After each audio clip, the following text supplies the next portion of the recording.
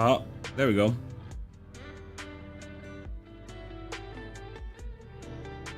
Alright, hello everyone. Good morning, good evening, good afternoon. Hope you guys are doing good. Everybody got a little bit. What's the moment? The fuck are these songs, dude? No.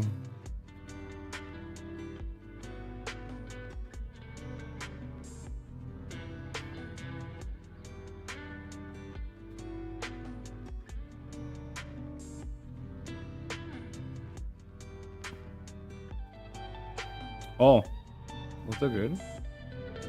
Ah.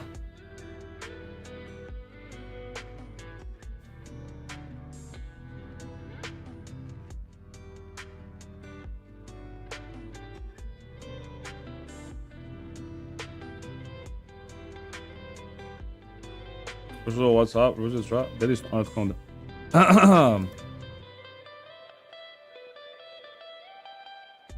Just a second, I'm just choosing some music.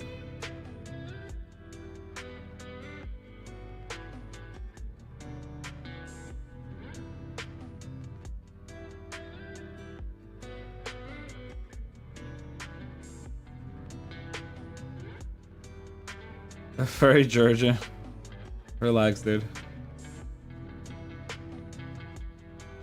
God damn it.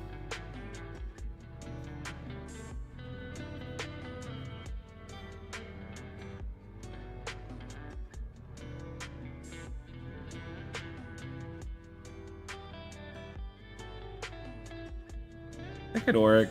Alright, this music is fine. I'm the OG furry. There's nobody more OG than I am. You have no clue what you're talking about. Have you even registered yourself on VRChat? Wait, where's my VRChat? VRChat.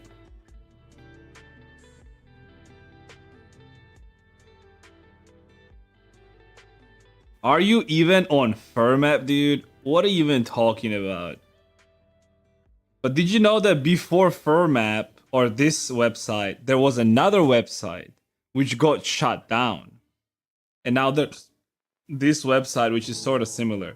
I know there's like a Nazi furry somewhere here. Oh, there you go.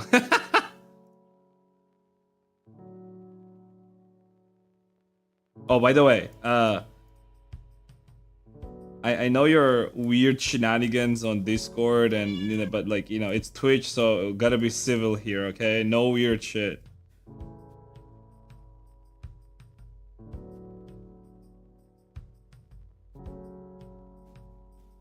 There was another one, I swear, on South Pole.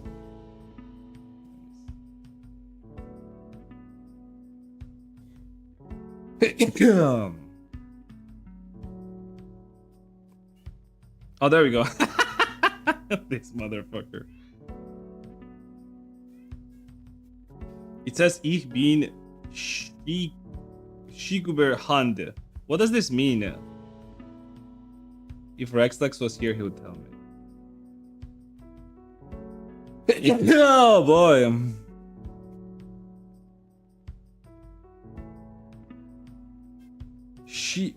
Who is she? Okay, whatever. It's probably some Nazi person. It's a person, basically. Oh yeah.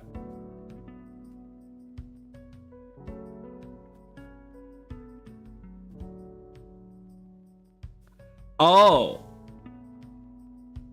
Interesting. So he was an Austrian civil servant in the customs service and the father of German. Oh my god. It's HH's fucking father, dude. Holy. Alois.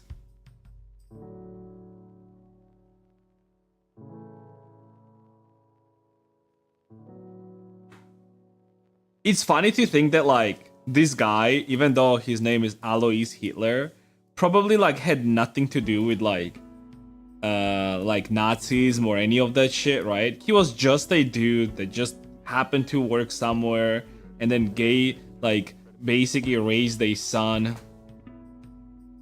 The one who misspelled the last name. I don't know. Let me see.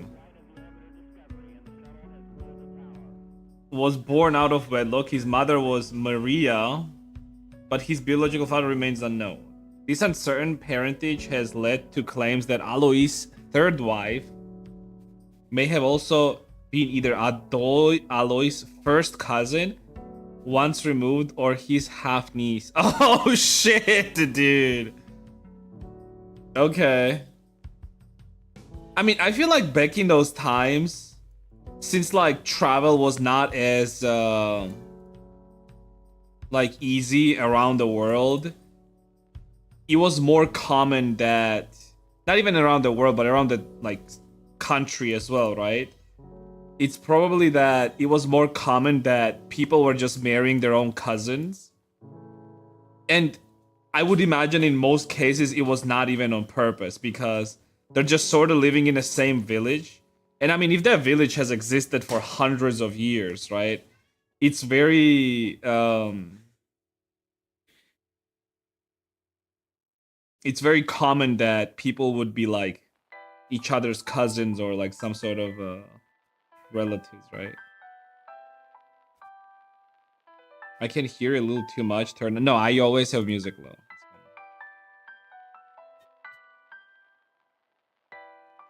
Also in 1876, while Alois was still married to his first wife, he hired his relative Clara as a household servant. So Clara was the third wife. Oh my god, dude, my... Alright, just a second, I'll be right back.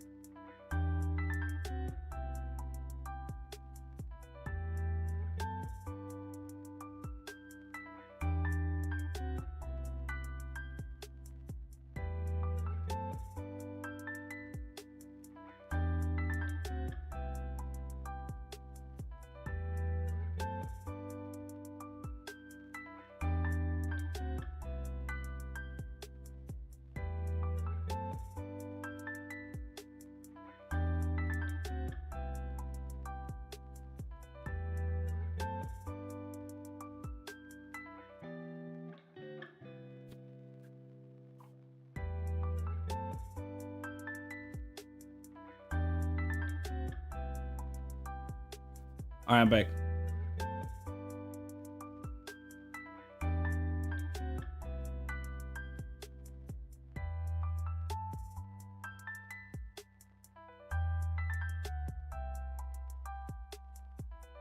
Alright. So he's way into the hollow earth with what?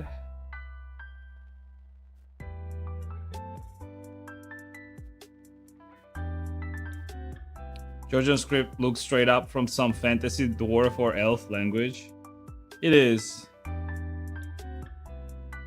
I actually sort of like old Georgian more, to be honest.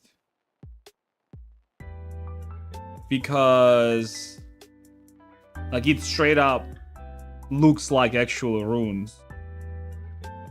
Let me see if I can find a good image of the alphabet.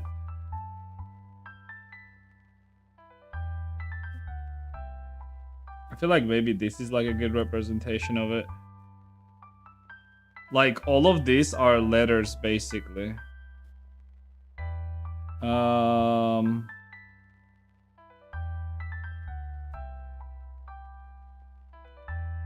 But it sort of looks Arabic a little bit, right? Like a tiny bit Arabic. This also... It is. This is also Old Georgian. Yeah, it is. I think Georgian is derived from Arabic, I'm pretty sure. And then at some point...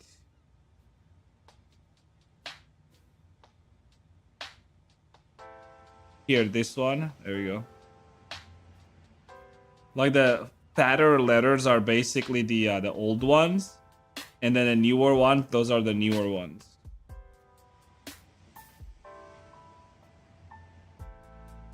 Derived from anything, it's a Caucasoid writing system. Are you sure about that?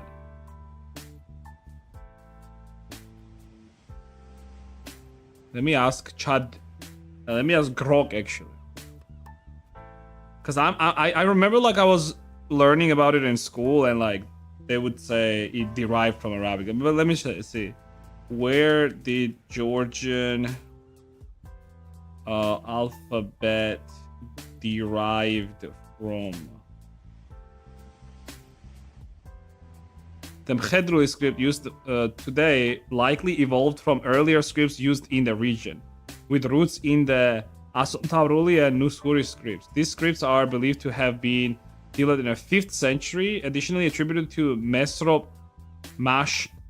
Mashtots, who also created the Armenian alphabet, or King Parnavaz of Iberia in the 3rd century BC.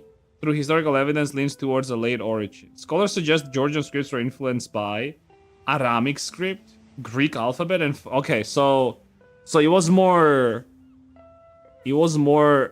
Greek, I guess. Wait.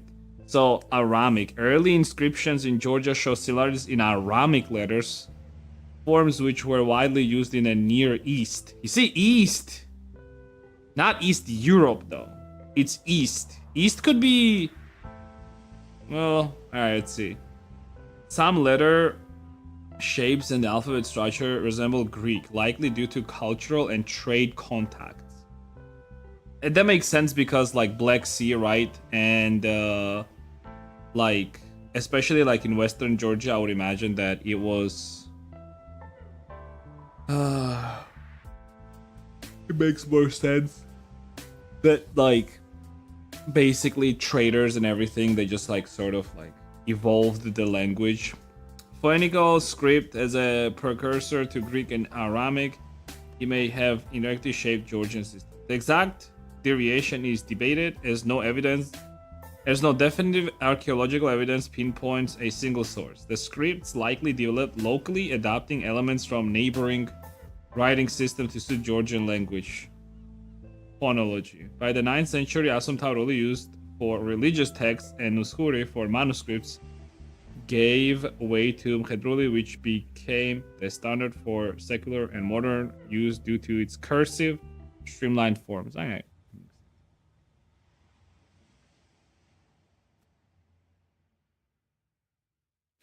Armin's got inspiration from us. Fuck rock. I mean, it might not be like super accurate, but why I like Grok personally is because it gets its information from online sources. So, and it's not like some sort of like necessarily influenced information, right? You might disagree with it, but I mean, it's fine. To go into the image because I gotta scam people as a live support specialist, or because I got. Alright. A day or two. What is why you didn't put 1 and 2 in YouTube? Because it's a commissioned work and I take it down on purpose. If this was not commissioned, I would have it up.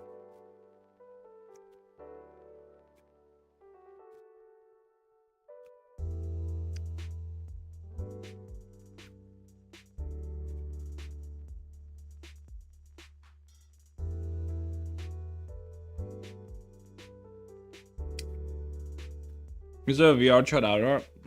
Well, it's gonna be used for various like VTubing software, so it's not necessarily for VR. Let me think.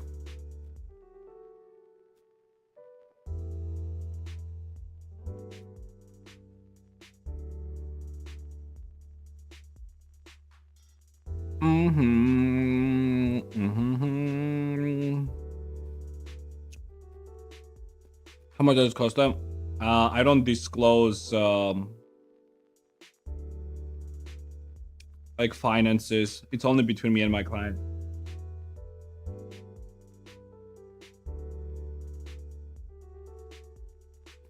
Ass and titties.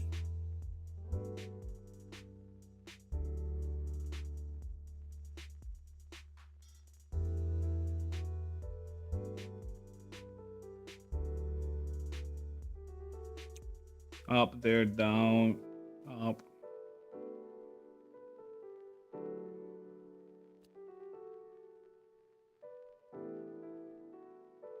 Oh, wait. Up.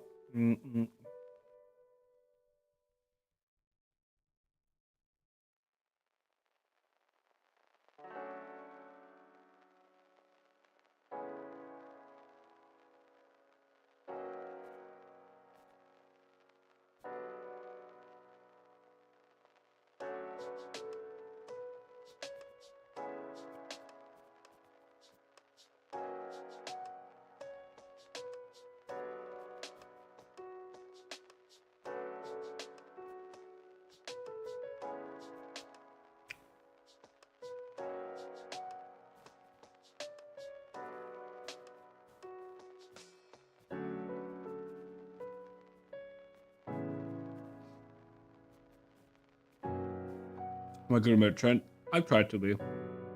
Have you seen my furry model that I made?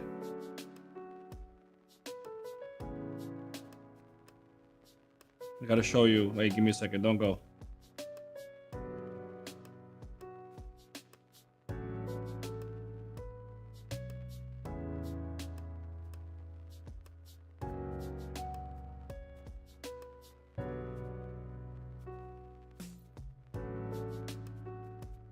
Funnily enough, if not for you showing me that Discord, I would probably not do this model because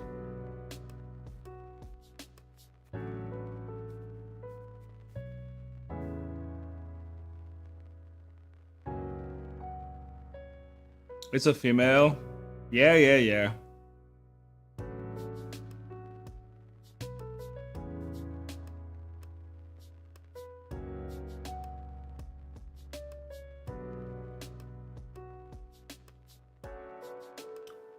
Cause it first anymore? Nah, not that Discord. I'm talking about the other Discord. I've never checked that Discord like in like forever. Last time I checked that Discord is when you told me, when you re-invited me to that Discord. That's it. Which one? It's called the Fury Diffusion. Fury. Furry Diffusion. Hi, have you ever tried making models for games like Hoyoverse? Is there a big difference from VTuber models except for advanced rig?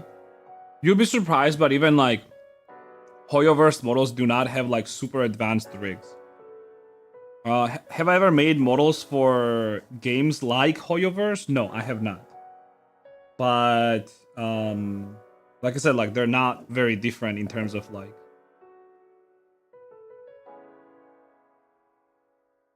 You were banned 6 ago? Oh yeah. Well, you know what that means, right? Time to grow up.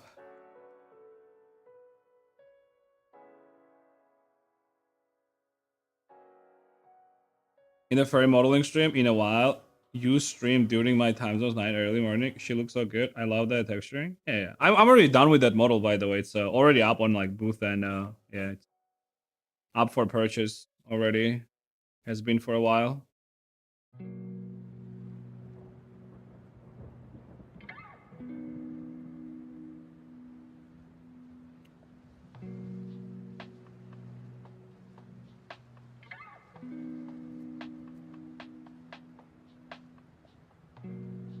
Ooh, ooh, Did you release her? Nice.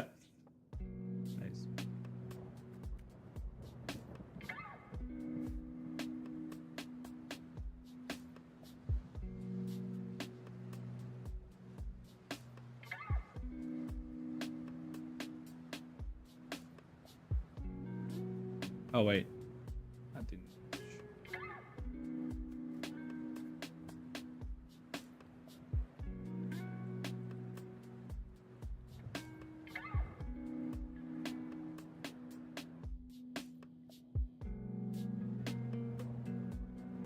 When will you do mails? I actually have a commission from a guy that wants me to make a male model.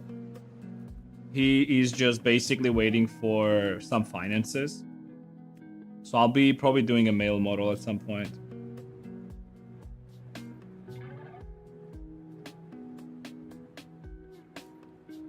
Funnily enough, I actually had a very funny interaction with that guy.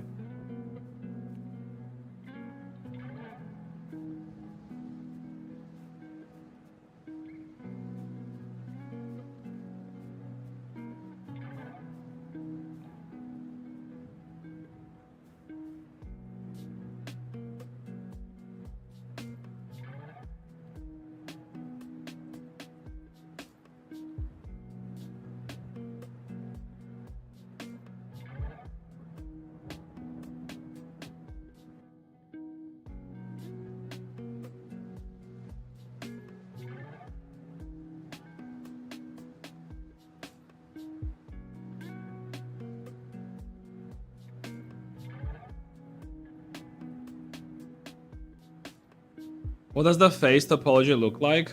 For what? For this one or for the furry model? Sorry, I'm gonna catch up with the chat now on YouTube as well. I want to see you modeling a head. You can see it on other models, like even on the furry model that I've modeled, you can see it there. Oh, alternatively, you can still see VODs of me modeling. It's on Twitch, but on Twitch I have it behind like subscription basically. So if you subscribe on Twitch, you can view those VODs. I just don't want them to be accessible as easily, especially because it's commissioned work. I would not even have it on Twitch, to be honest. But...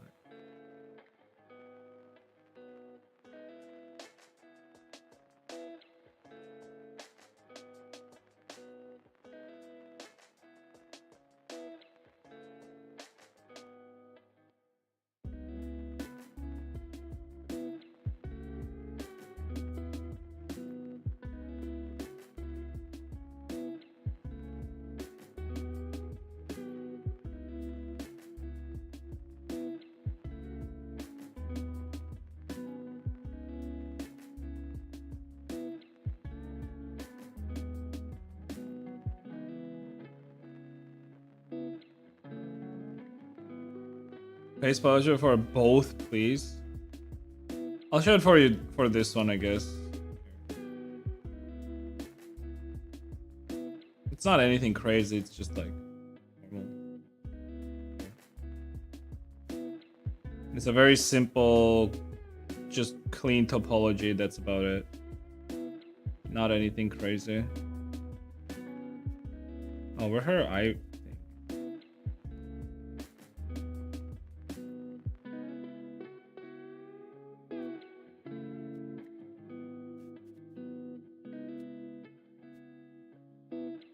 Huh? For this character? Oh, it's fine. I'm gonna... yeah, I'm gonna just take the same exact one. Bold? Yes, yes.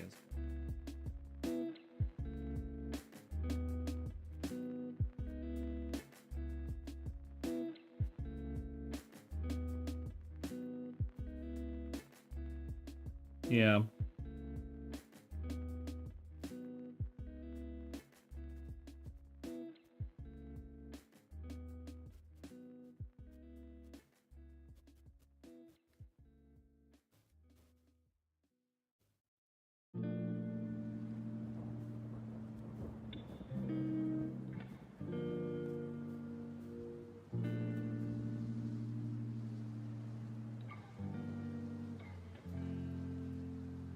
Gonzo, what's your texturing trick? What's the best practice to get better at texturing? Mozilla. What's your texturing trick? What's the best practice to get better at texturing? Oof.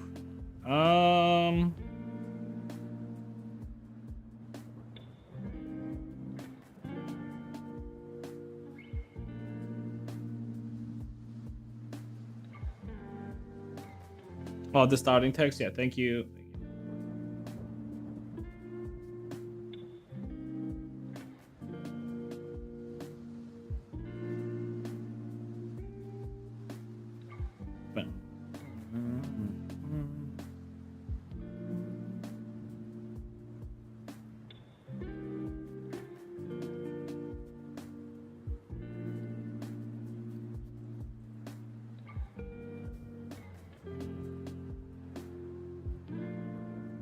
What's a good way to get good at texturing?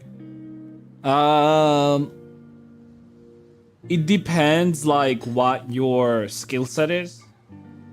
If you do not have any experience in painting at all, I would say the best way to get good at texturing is to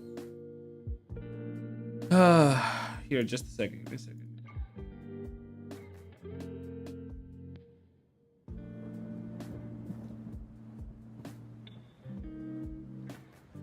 Oomph.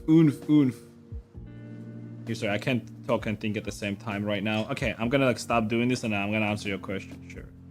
You gotta, since you sobbed, I'll answer your question. So the best way to get good at texturing is to try and dissect like how the texture was done, right?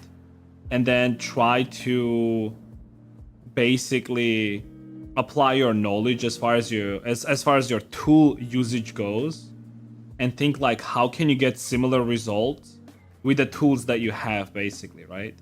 So I feel like the first thing that you have to get good at is understand what the tools are doing, your specific tools, like what are they doing, whether you're doing it in Blender or Substance Painter. I feel like the best way to do that is like, it's just very simple. Just open up your texture, right here, for example. I'll do a quick like if I go here, right, and I want to go to smear, right, I'm gonna do like some smearing, for example, right now, right, and it does like this. So I'm like, huh, that's not very good, right? Or at least I understand like what it does, right? Now what I'm gonna do is I'm gonna change my smear to this. It's a like rougher one, right, like this, and I'm gonna change the strength of this to like, for example, 8.8. do this. Okay, so now it's giving me like something. It's doing smear like this, right? So why I'm saying this is, and like look, it's doing these lines, right? So not very good as well. I do it 1, I do the same thing. Now it's smoother, right? So why this is important? It's important for you to understand what the tools are doing. And when you know what your tools are doing, it's easier to replicate whatever you have given to you, basically, right? In order for you to do it. For example, like I see that like on this texture right here, right on hair, like what do I have? I have like some paint, and then I have this, right? So seeing this, I understand that the best way for me to do this would be something like paint a certain color, right? At the top, do like a white background, for example. Paint this color at the top, right? And then take the smear tool, basically, right? And just do something like this. And the same thing here, for example, the other side, right? So I know that like for me to achieve this, I can do this, basically, right? I can do the same thing. Maybe like I do a little bit more.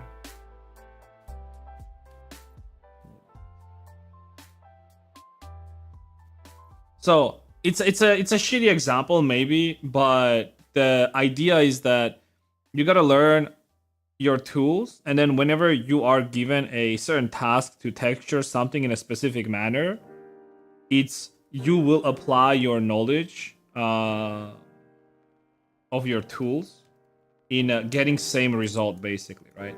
Because the thing is like, maybe this was not painted this way exactly, right? Maybe it was painted like slightly differently, right? But that doesn't matter. As long as you're able to dissect it and then re-engineer it in your own way, that's all that matters, right? I mean, for example, on top of this, I also see that this is like slightly lighter on the bottom, right? Here. So I'll take that color. I'll take sharp tool. Instead of mix, I will do lighter, for example, right?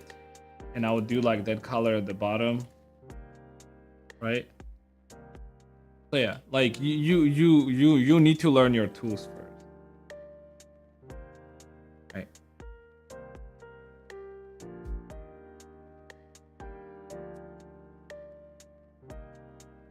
Well, the other model, could you show its face topology too, if you don't mind? Only when you have time. This model is amazing. I'm not gonna be probably doing that, but you know, if you want to see it, you can go and check it out on the videos. I'm pretty sure in one of those videos I did do it, so you can check it out there.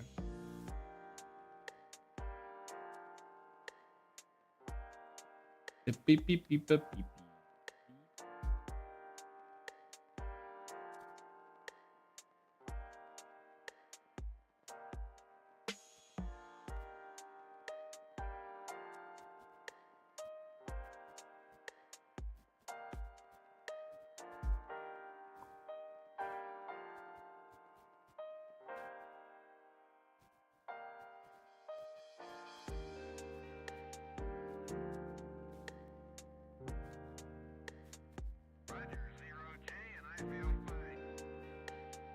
Discovery Houston, press to ATO.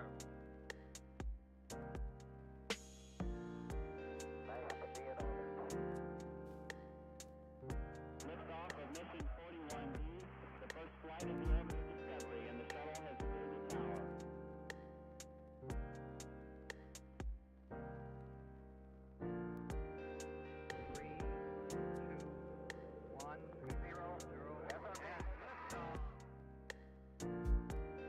Discovery, go and throttle up. Discovery's 4 computers now have primary control of critical vehicle functions.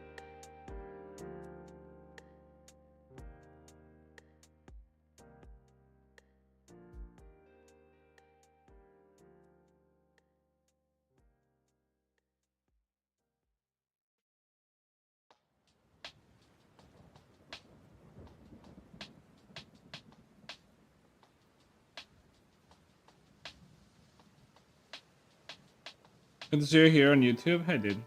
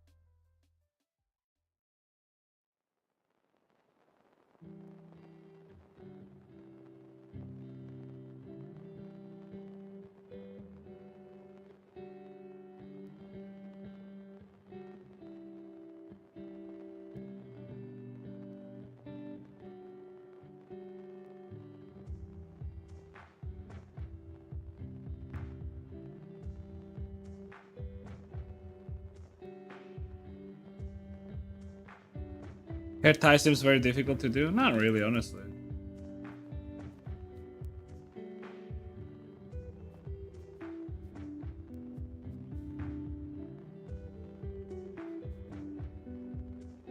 Once you know how to do this, like, it's not that bad. But I've done something similar before, so as far as like the spiral thing goes, it's always like a little bit rough to do and rough to understand how to do it, but I do like it. I do have a way to do it, which is like relatively simple. And you can check it like if you rewind the video a little bit, right, or live stream. I did do it at the right at the start.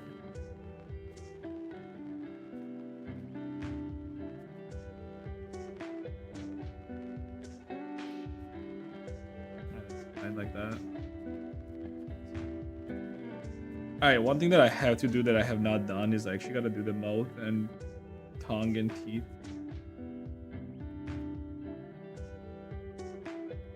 Then I'll be able to actually start painting the body. I'm not sure if like I need base for this, but let me ask.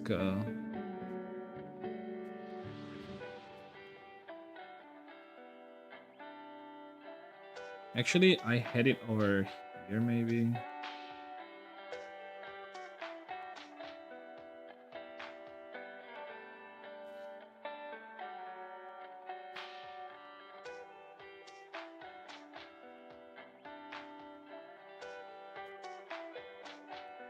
With base, okay. It is with base.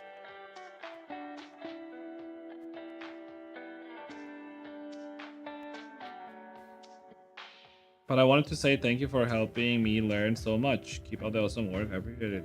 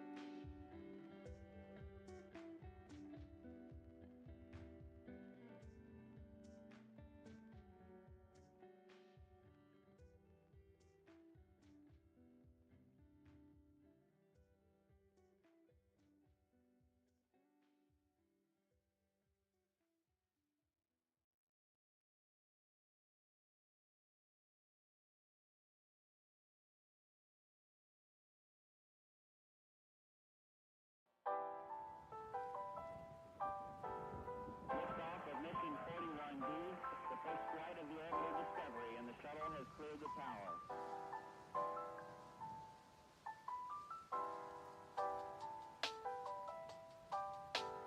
Discovery's core computers now have primary control of critical vehicle functions.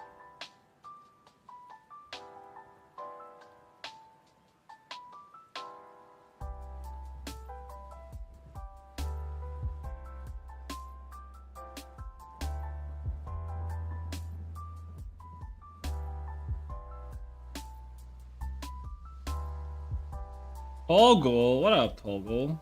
How you doing, buddy?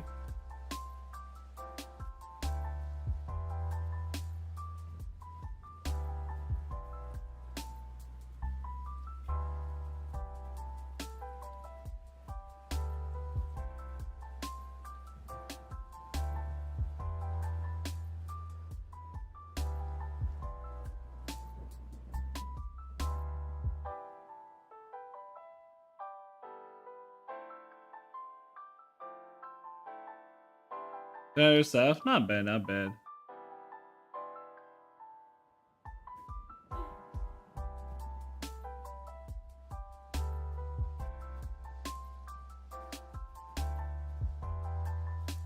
You been playing any games recently, Mr. Toggle?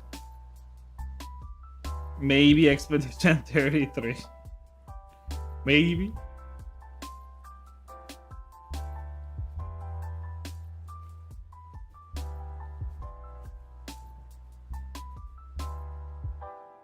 Hey, what up, Kuroneko?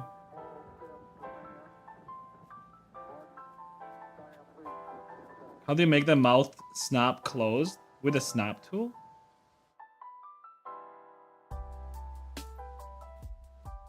Alia, isn't that like... I could swear I've heard that about that game. Alia.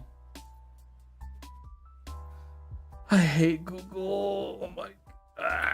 Is that like a farming simulator? Cozy farm game? Okay, yeah, I figured. Wait, it's free to play. How do they monetize it?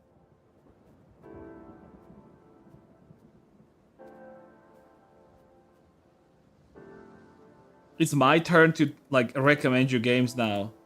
You should play Expedition 33, Mr. Toggle. That's pretty good. Microtransaction, I ignore them. Yeah. Oh, have you guys seen this new Chinese gacha? I gotta show it to you. It's so fucking good. I'll be playing this 100% by the way.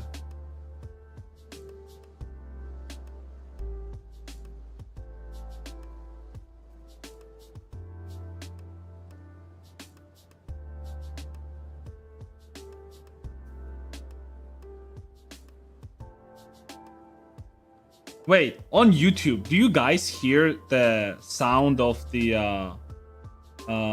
video I'm playing here? No, you don't, right? You don't see it. You don't hear it. Right, that's fine. Okay. It might have some copyright stuff. I can't do React content on YouTube, right?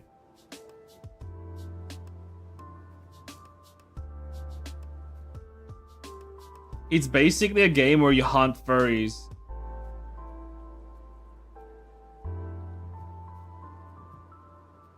Also, I think it's inspired by like classical music. You can probably hear it already. Oh my god! She's so cute, dude.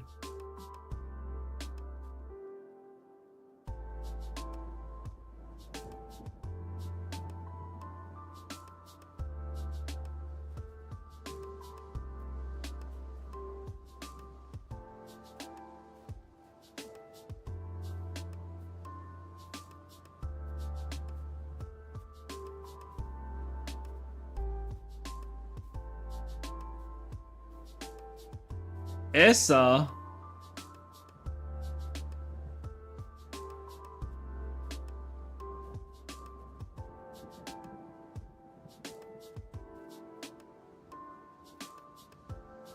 I would say this game looks like an absolute fucking cinema, dude.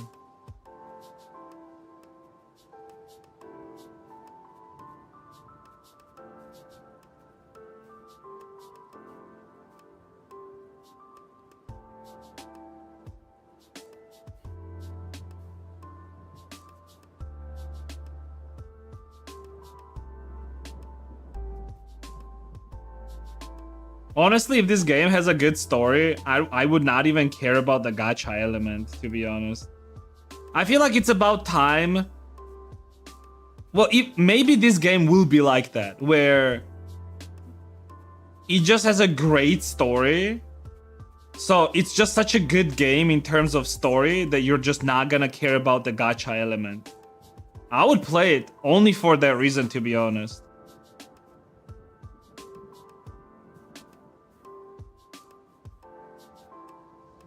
Like, I would 100% do something like...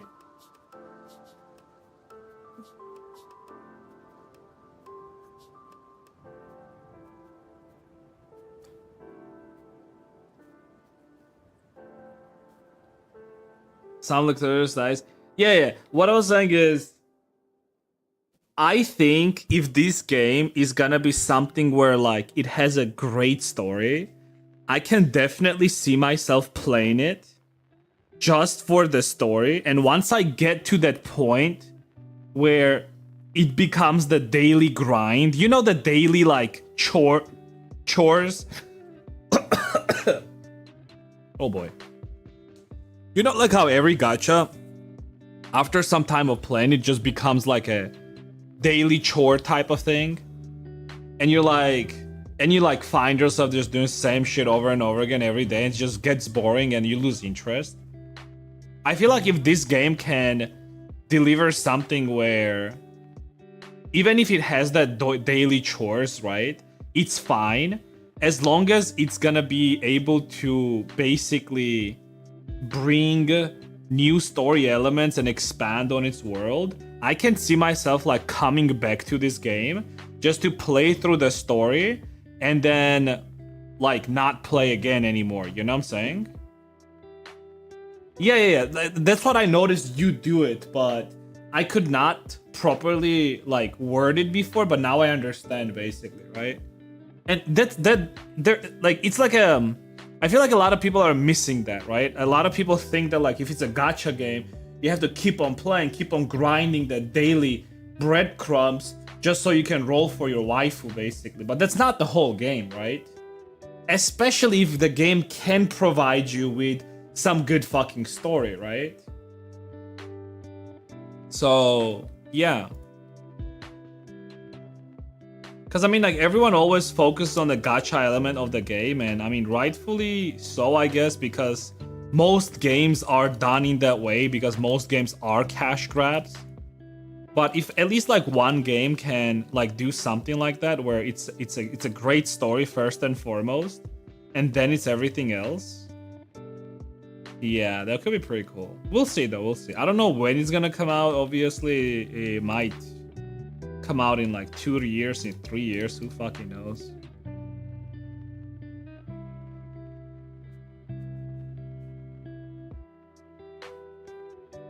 Gacha GTA. I remembered that game as well, but I don't even know if it's coming out at all at this point. I'm probably not gonna play that game. I'll see your reaction to it if you're gonna play it, and then if you say that it's like a good story, maybe I'll play it.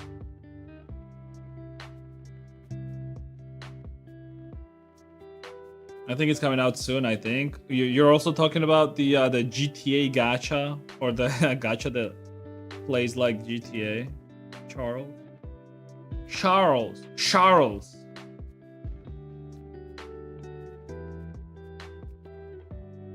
Okay. Yeah, I'm not too sure about that game, so we'll see.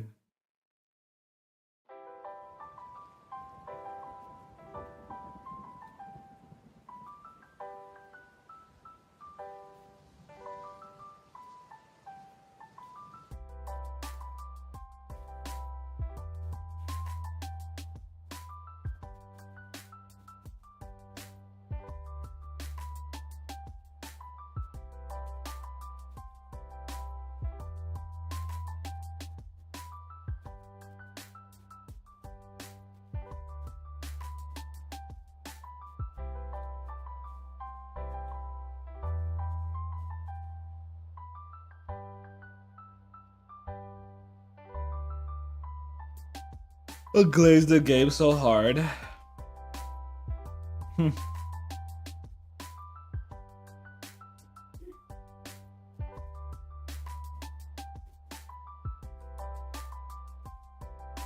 But yeah, dude, China has been cooking recently, dude. It's crazy. I'm actually amazed.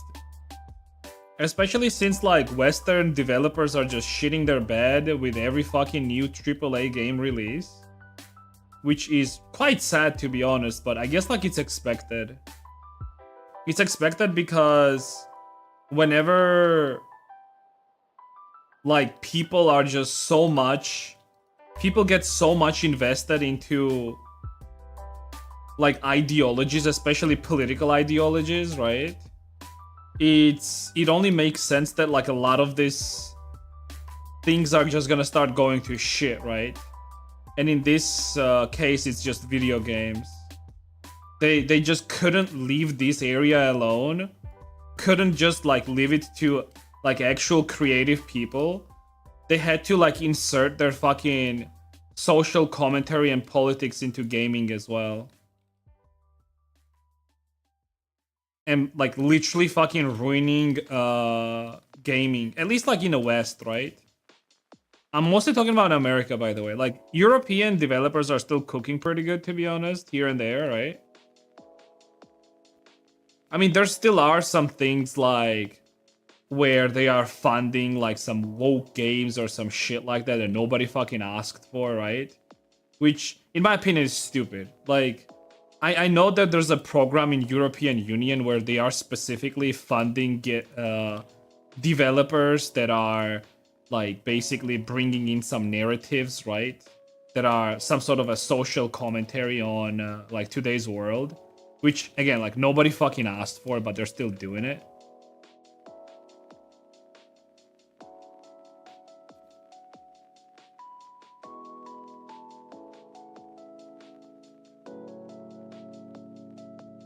I remember I was seeing some sort of like a website where it's shown what type of crap they fund, and it's absolutely fucking ridiculous the type of shit they are funding there, dude. I'm not even talking about like something like has to do with woke or anything like that, like just shitty games. They're just funding some shit ass games. It's insane.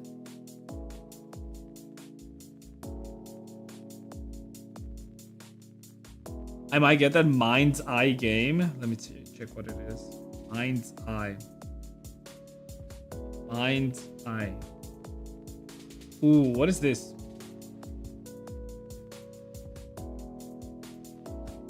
Oh!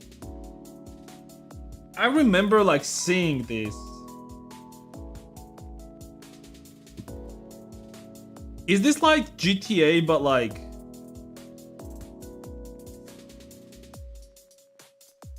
not GTA?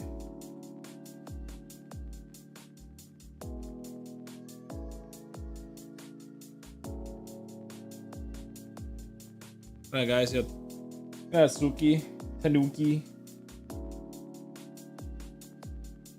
You know what game I'm waiting for, Mr. Toggle? This one right here. No Rest for the Wicked. It's in early access, but I'm waiting for the full game to come out.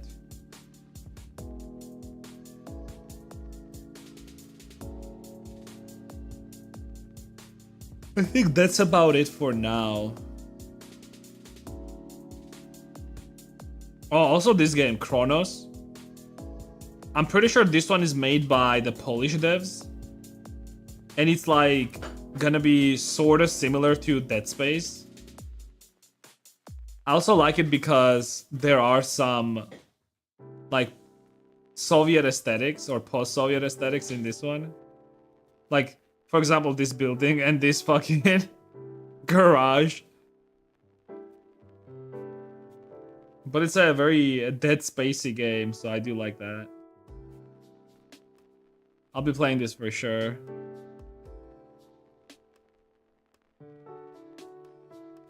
What other game is like cool? I think that's about it. As far as like what I'm waiting for.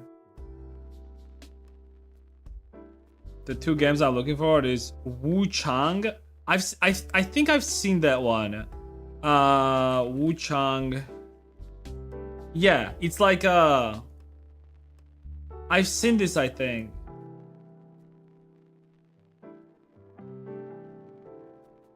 At least like the gameplay and combat and stuff. Oh yeah, I've seen this one. This one is pretty fucking cool too.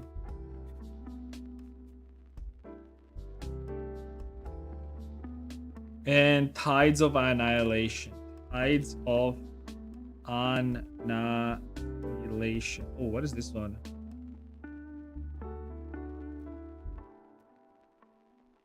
Is this Dark Souls? Or Souls-like? Ooh, this looks pretty cool. In UK. I think this is also a Chinese studio, is it? Is it not?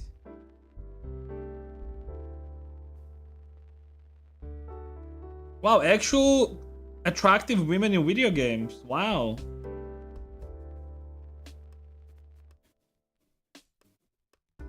Wait, this looks pretty cool actually. I gotta wishlist this. Ooh, I like this.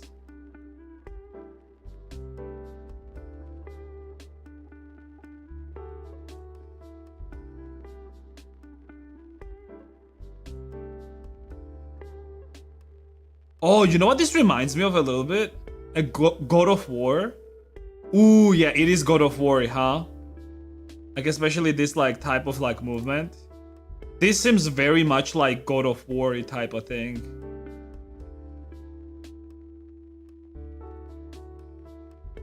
Maybe even more like Devil May Cry actually.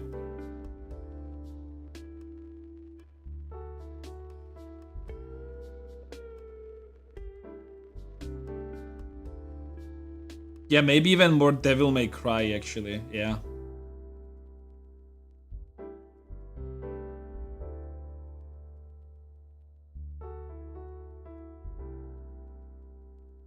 I mean, give me a good story, some good boss fights, and I'm happy.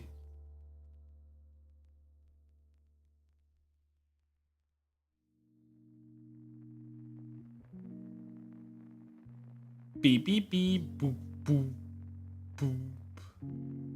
Gotta add it to my wish list.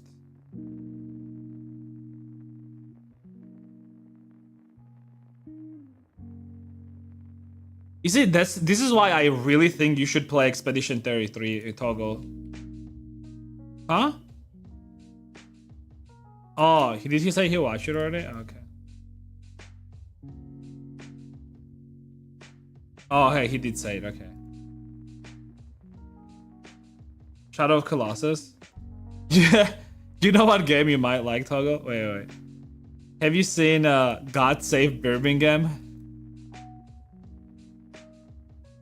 This is so funny because people are memeing that this is just an average day in Birmingham. It's not anything crazy. It's like medieval England with zombies basically. It's so fucking funny that people memeing about this.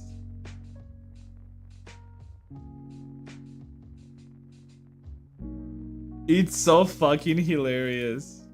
Oh, this is just like a average day in Birmingham.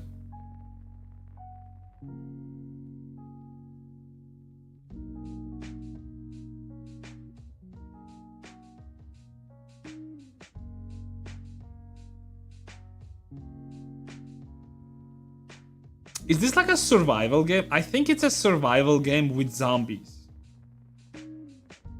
Because I can see like him having like these 3 icons here, right? So I think this is like a, yeah, it is like a survival game with zombies. Because like you get hungry and thirsty and tired, I guess.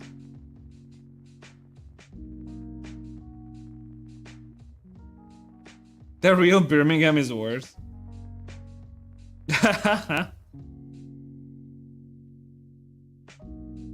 Is it actually that much worse? And then like if that's the case, why? Why is it considered a oh, he broke his leg actually. Oh no.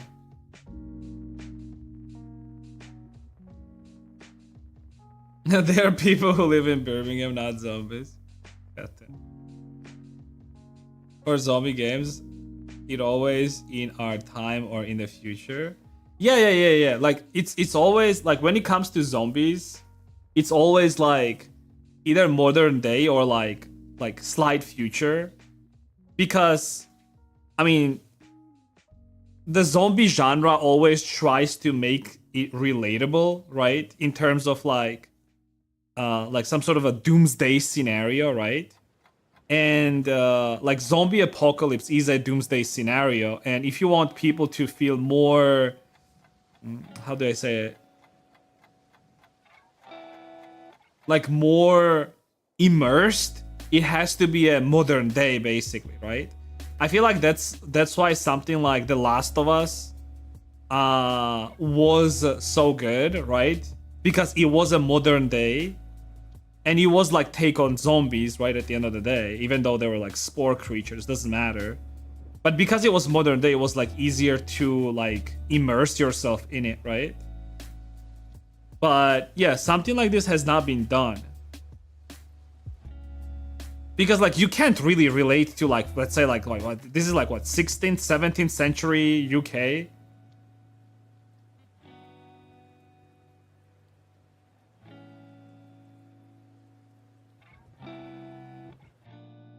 Alright, anyways, I'm gonna continue modeling.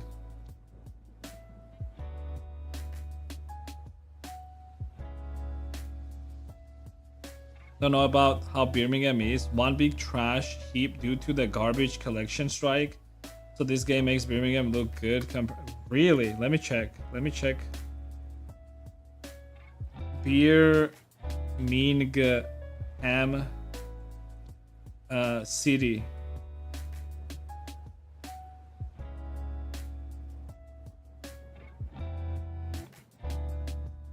I mean, this makes it look good. I mean, there's no trash here, but this is a center. I don't know, this looks pretty cool.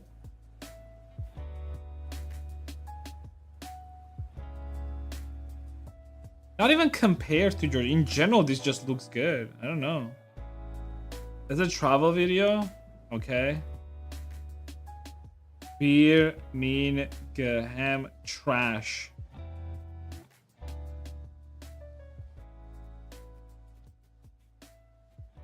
Oh.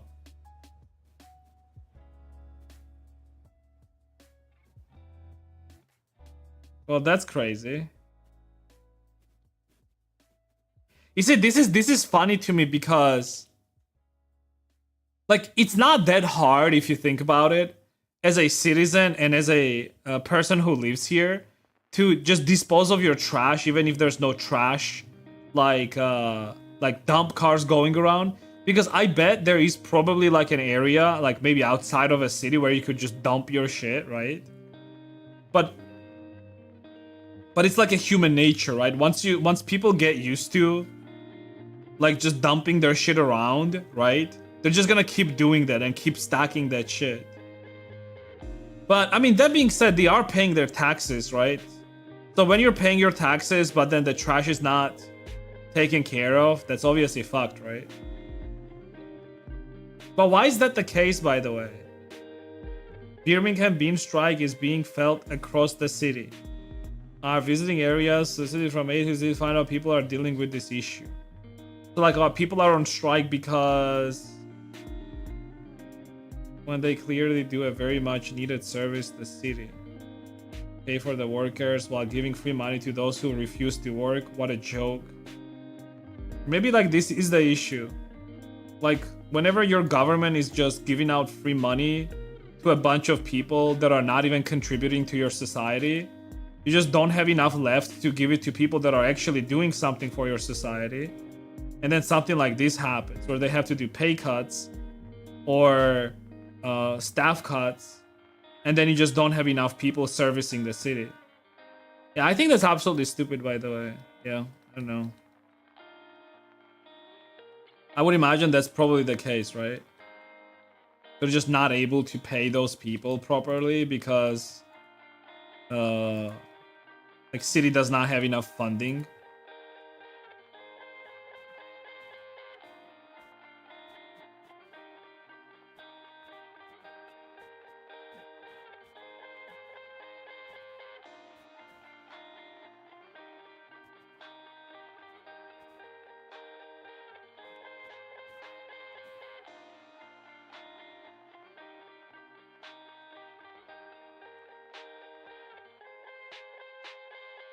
In America, in America.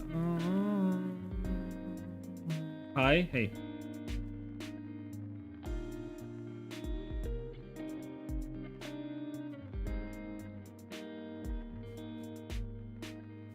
I wish I was stuck in America. Well, Melena was stuck in America and then she got herself unstuck.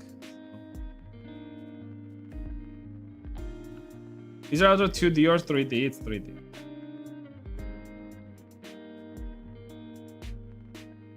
Other cities have more than this trash. Yeah, but like that, just because they have more than this trash, it doesn't mean that it's okay, right?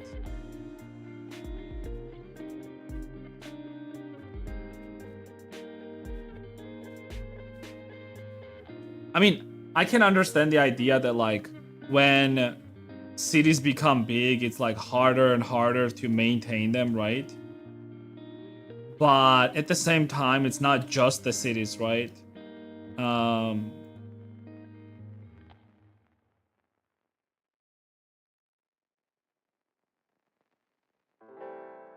it's the people as well, right? Like when the quality of people clearly becomes worse and worse, right? Every year. And I'm not just talking about like migrants or anything like that. In general, right? I mean, education is getting worse, right? It's definitely not getting better. Um, Society in general is just becoming more and more fucking annoying, right? It's becoming more and more shitty. I mean, you will start having those type of problems, right? It's not anything crazy.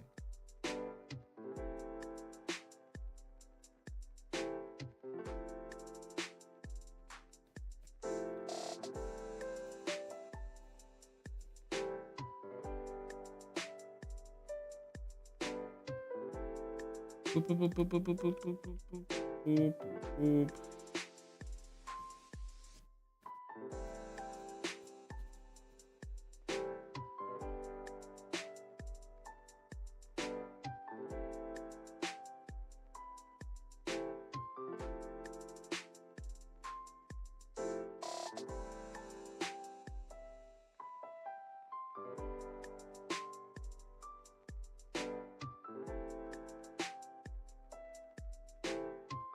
The dog relief is part of our Birmingham.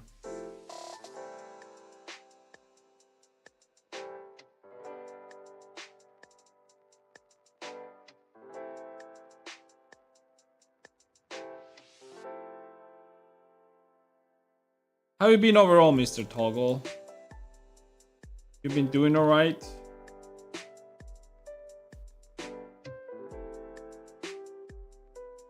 I was actually a little bit sad when you just sort of like just disappeared, but I mean, that's partially on me as well, I guess. Because I stopped coming over to Discord.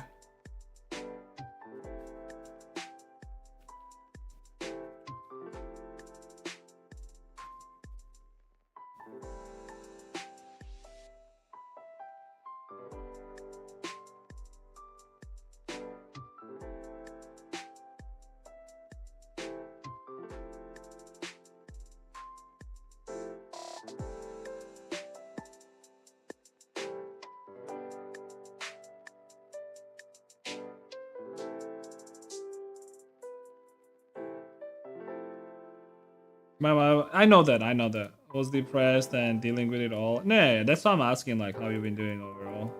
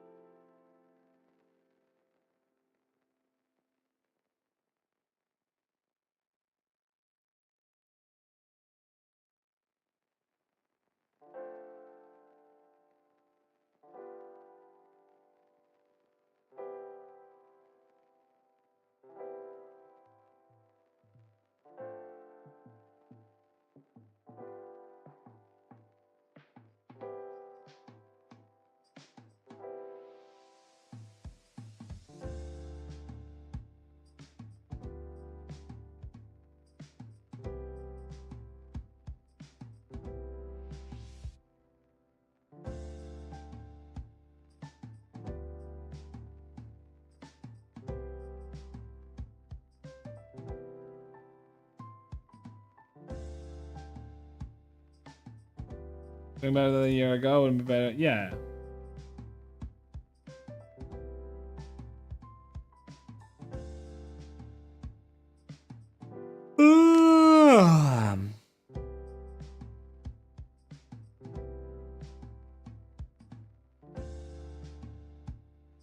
You get the Elden Ring right now. I'm actually not a big fan of like just Souls-like games, to be honest. So probably not. I don't play like games anyways.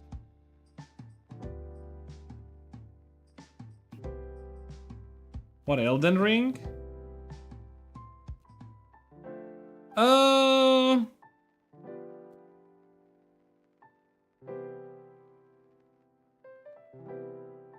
I feel like for me the problem is the world is so big and there's so much to explore, and knowing myself that I'm a completionist, I would be spending so much time like going through every nook and cranny just to like get everything done. I'm gonna be just obsessed with like just doing everything, and I feel like I don't like that. You know what I'm saying? If the game was like a little bit more linear, like for example like Bloodborne, and I feel like Bloodborne is a little bit more linear in that sense, I feel like I'll be okay with it. But Elden Ring, the problem with Elden Ring in particular is that it's an open world Souls-like game, right? And there's just so much to do. And like I said, like I'm like a whatchamacallit? I'm like a dust collector. I just like to sweep through everything, you know? And make sure, like, I'm a vacuum cleaner, you know? I like to go and, like, literally just, like, sweep through every fucking area and collect everything I can.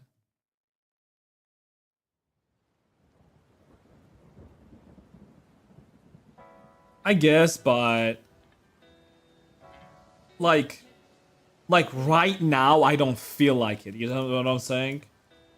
Especially, I know, like, Genshin has been a while ago, but... You remember, like, how much... I mean, you did it even worse than me. You were, like, straight up.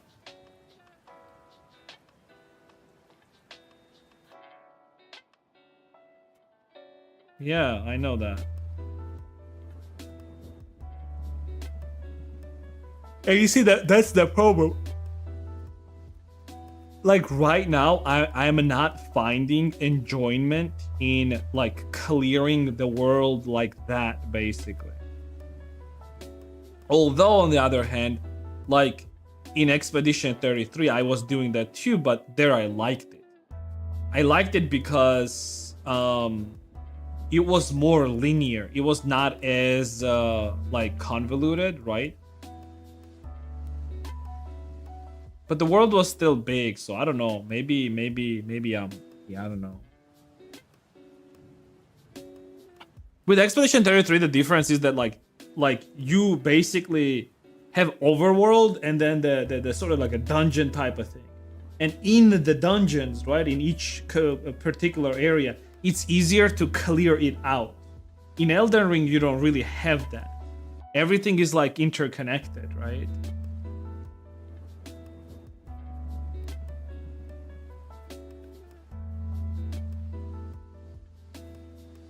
Genshin was fun for a bit, but it got stale fast.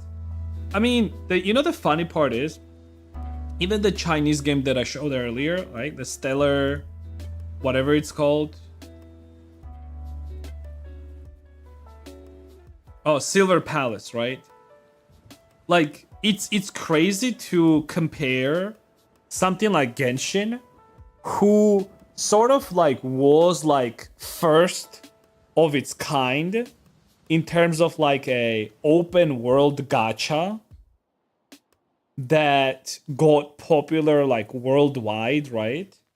It's crazy to compare that to some of the gacha games that are coming out nowadays in terms of like how crazy they are, like complexity wise, right?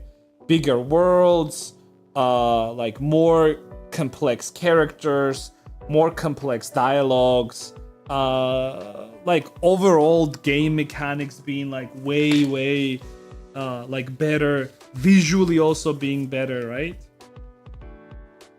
So I can understand why, like, even if at the time the game seemed okay and good, that it did get stale.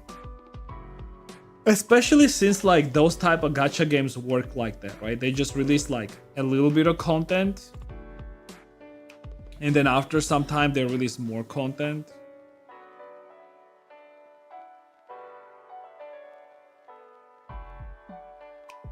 with Genshin in particular. I feel like it's not that the content got shittier and shittier. It's just that basically they never improved it. So I don't know. I mean,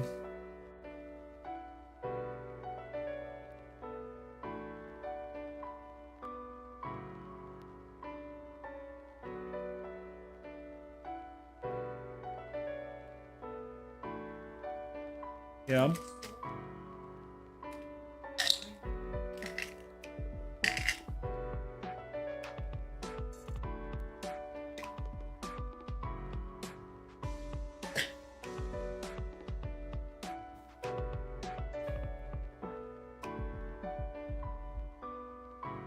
I feel like it makes sense because in terms of like why go boring, because the game is very fucking old, right?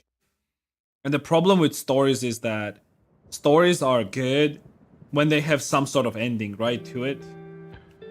And Genshin is the type of game, at least so far, that it has no fucking ending. Like it's just keep on going and going and going and going.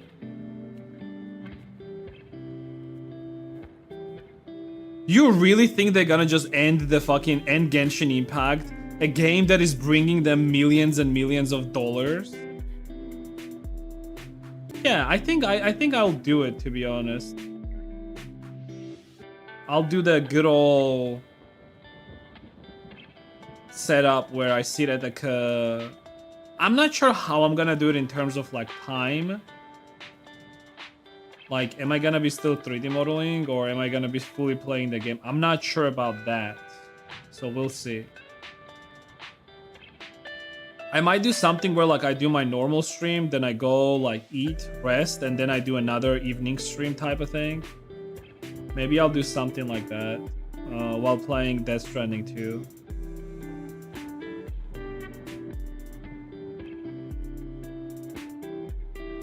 Maybe they'll make no, you don't understand what I'm saying with Genshin Impact. The problem is, like, why are stories in general good, right? Like, why is it that you like certain games that came out before, and why do you think that their stories are great? You know why their stories are great? Because the stories have an ending.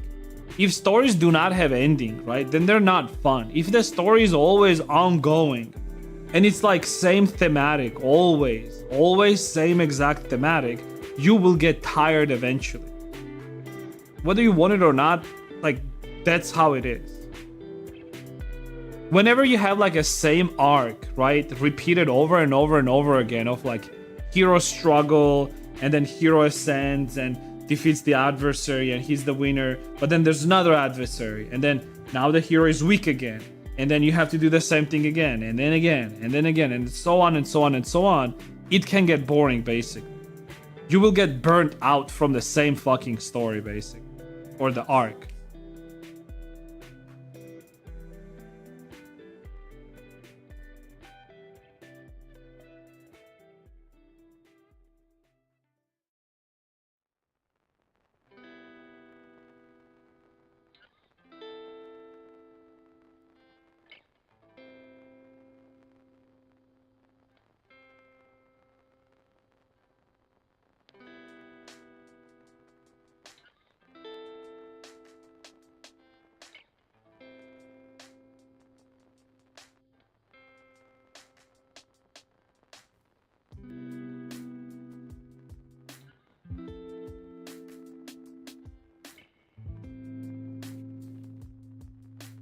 Yeah, I don't know. I mean, I have not played it, so I can't say anything about it, to be honest, either way.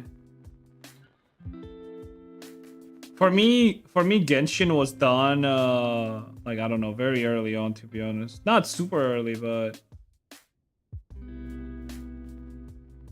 I think, like, I was done with Genshin before they started actually releasing, like, big content. Because it took them so long to start releasing big content.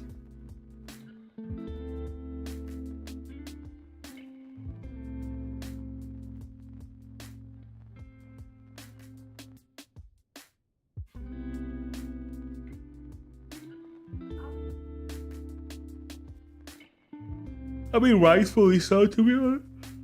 Because it was getting repetitive.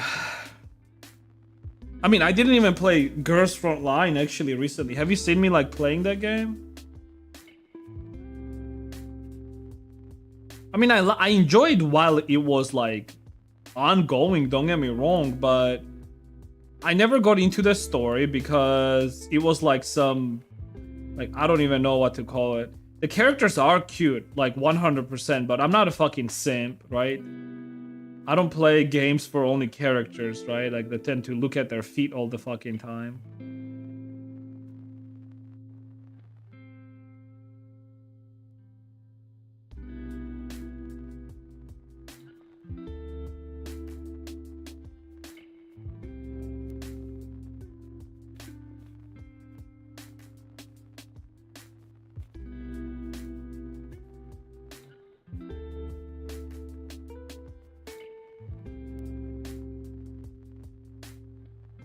Alright, I'm gonna start texturing this whole thing.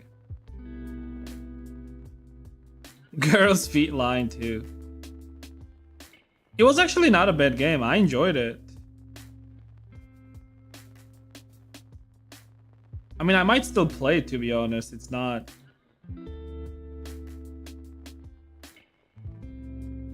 Girls' feet line too. Yo, Toggle, what are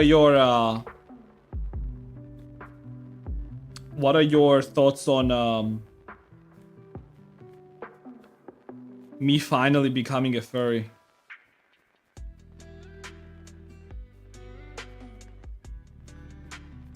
Not really, but you know.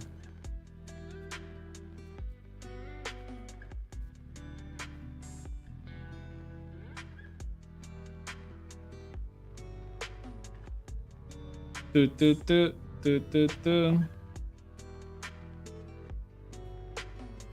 it long enough to come out. Deep boost.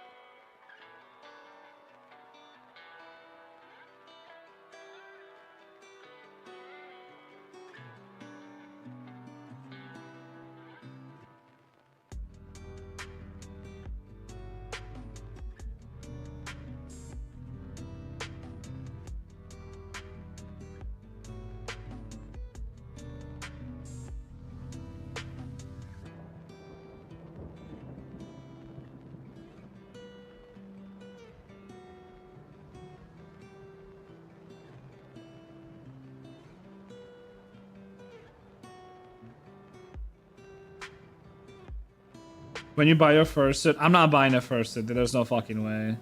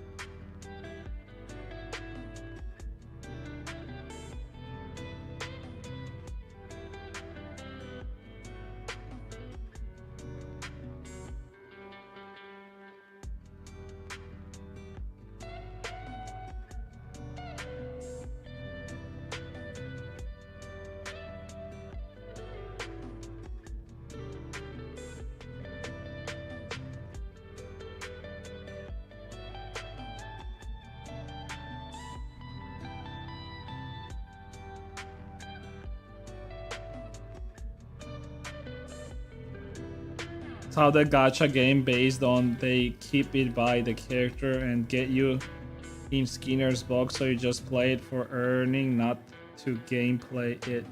Yeah, but like most gachas are like that nowadays. It's not like it's anything like super unique in that sense. I feel like that's fine. I mean, even when I'm saying like talking about Girls Frontline 2, right? I said like I enjoyed that game while I played it. I mean, here's the thing. Like, you can be like, I actually really like the gameplay of Girls Frontline 2, to be honest, right? But the problem is like at some point, once you get like deep enough in the story, yeah, like you decked out your characters and you made them strong, and like now you can like you've defeated everything. And I did defeat everything, by the way. I did defeat all the bosses, all the hard bosses that the game had. And then it's just like you know, like routine, right?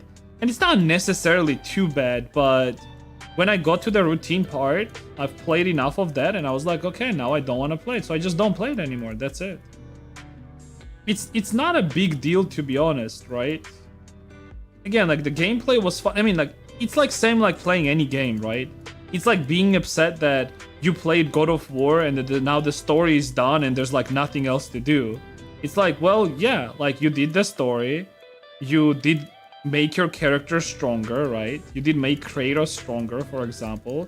You did defeat all the hard bosses in the game, and like that's it. Like you're done. Like go rest and like do other things, and like, you know, like some other story is gonna come around and maybe you'll play that too, you know?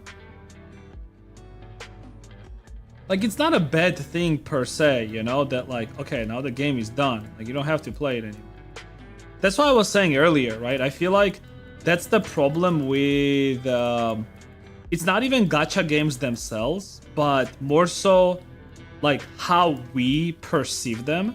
Because everyone perceives gacha games as just a thing where you just roll for the characters.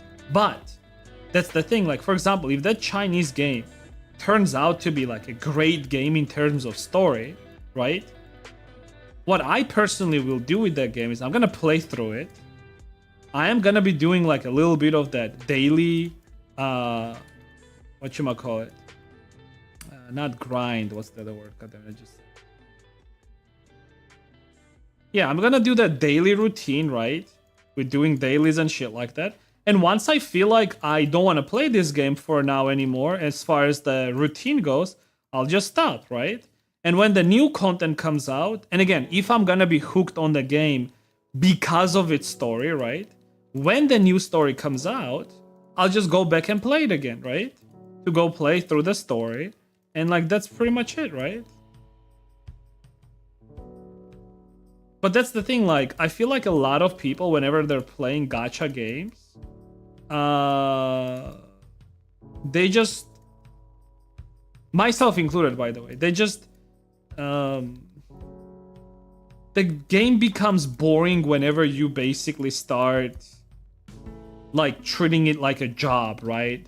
Like, logging in on daily basis and then doing the routine part of the game because you're getting those, like, small amounts of crystals where at the end of the month you're gonna be like rolling with those crystals, right? And you need that like little bit of the breadcrumbs in order to get your like 40 rolls at the end of the month or some shit like that, right?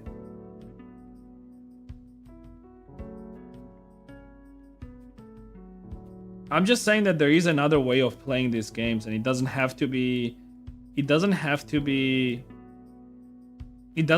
have you as involved in it basically on daily basis, you know?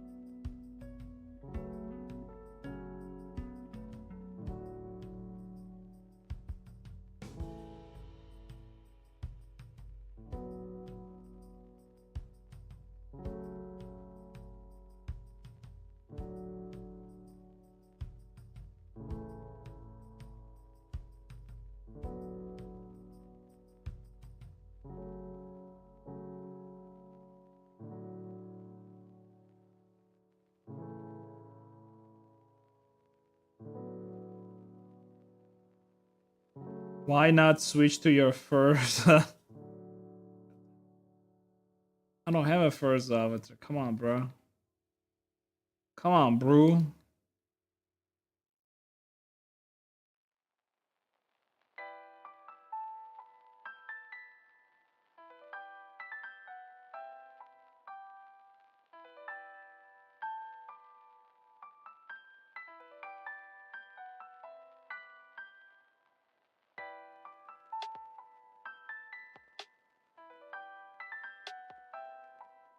Alright, let me texture this real quick. Wait, are the hands like long? Oh boy, I feel like the hands are fucking. Let me make them a little bit short. Let's see. They're not too long, I feel like actually.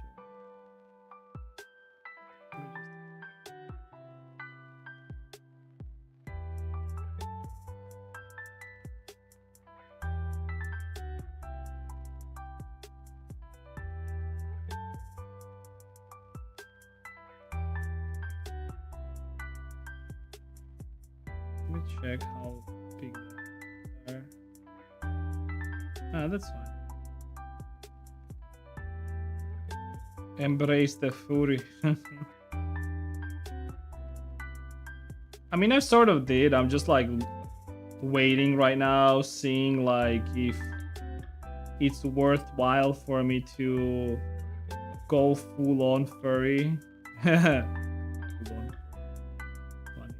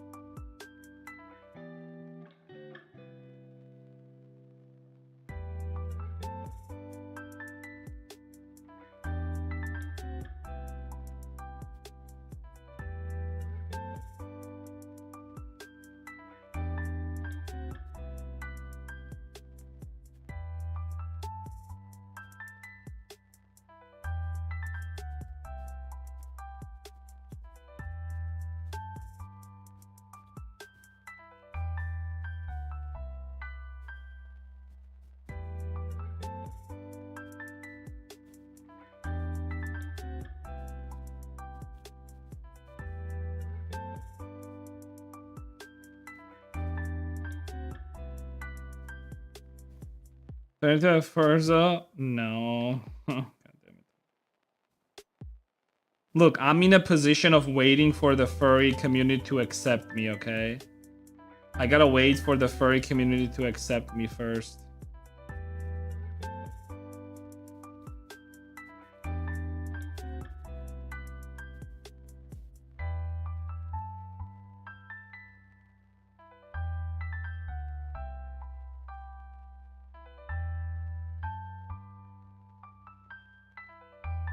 I still really want to try and make some NSFW stuff with furs just to see if it's gonna have like some buyer.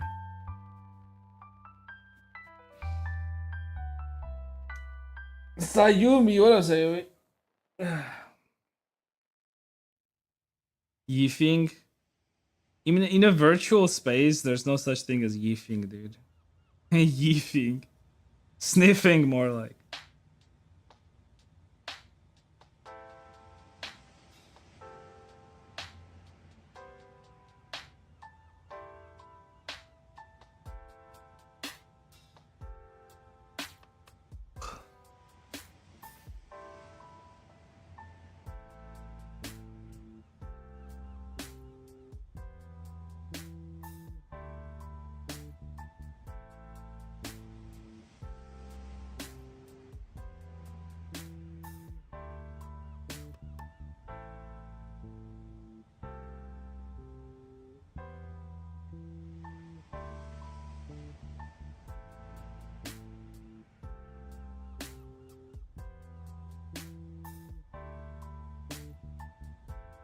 Make loot furry stuff and cast it out like a bait. Yeah. After this one though.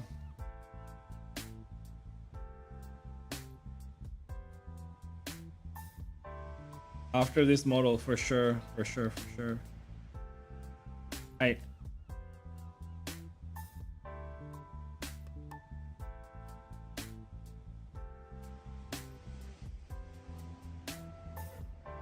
Bait. Dash. Dash. Bait. It's gonna come. Baby. Oh, it's lady actually.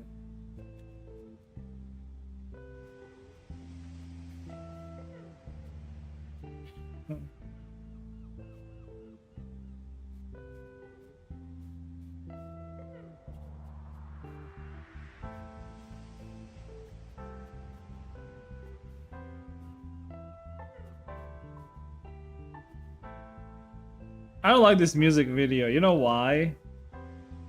There's like a third, like there's like two dudes and one girl. It's like, it's sad, you know? And like the one guy clearly likes the girl more, and the other guy wants to just fuck her. That's it.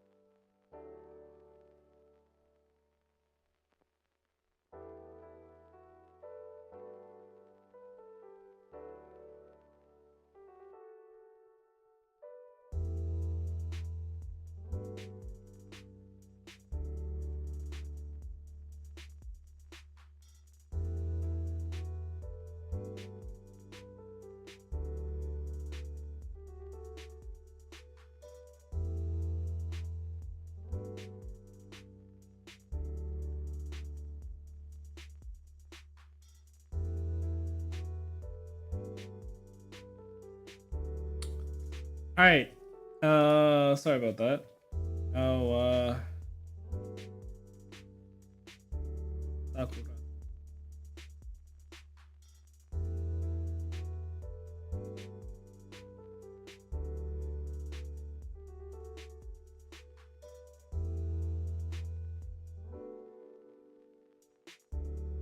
To join a further Discord might help with putting feelers out to see if any of them would be interested.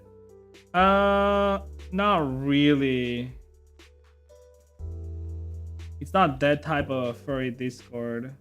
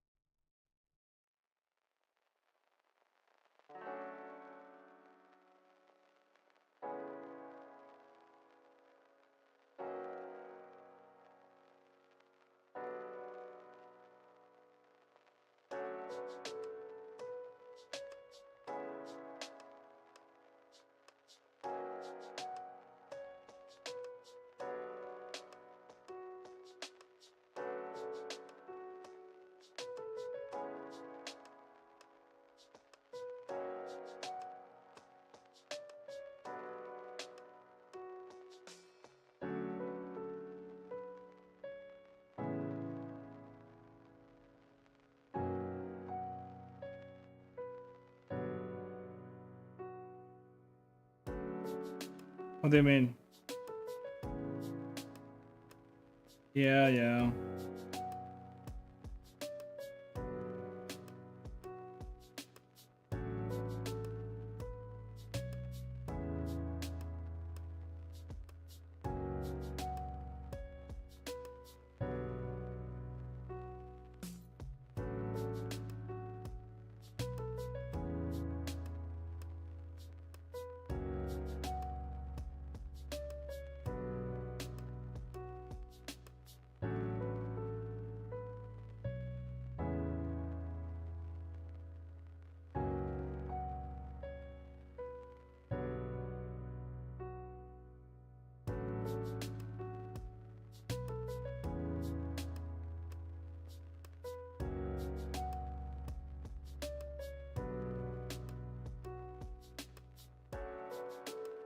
Does Davia bro you bring the furry? I mean, she drew eyes for me, dude.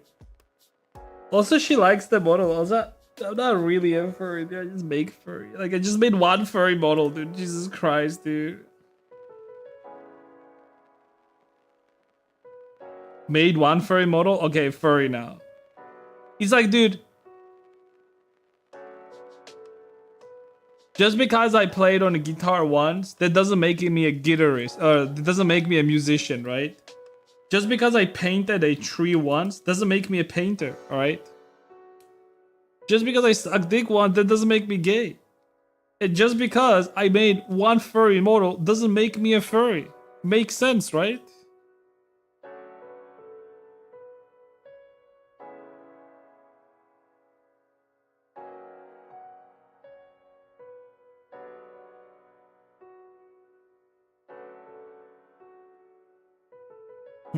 It's actually funny because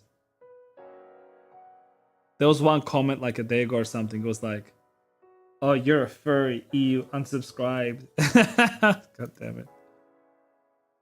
Like, brother.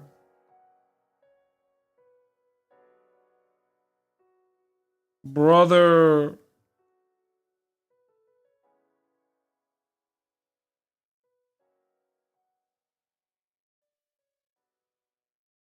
Oh my god, Dash. There's a video called How a Legendary VTuber Got Exposed as a Psychopath. It's about Cinder. Jesus Christ, dude.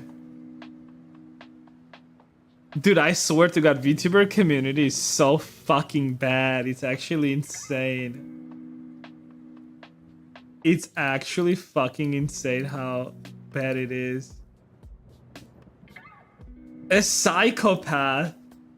Like I said it the other day.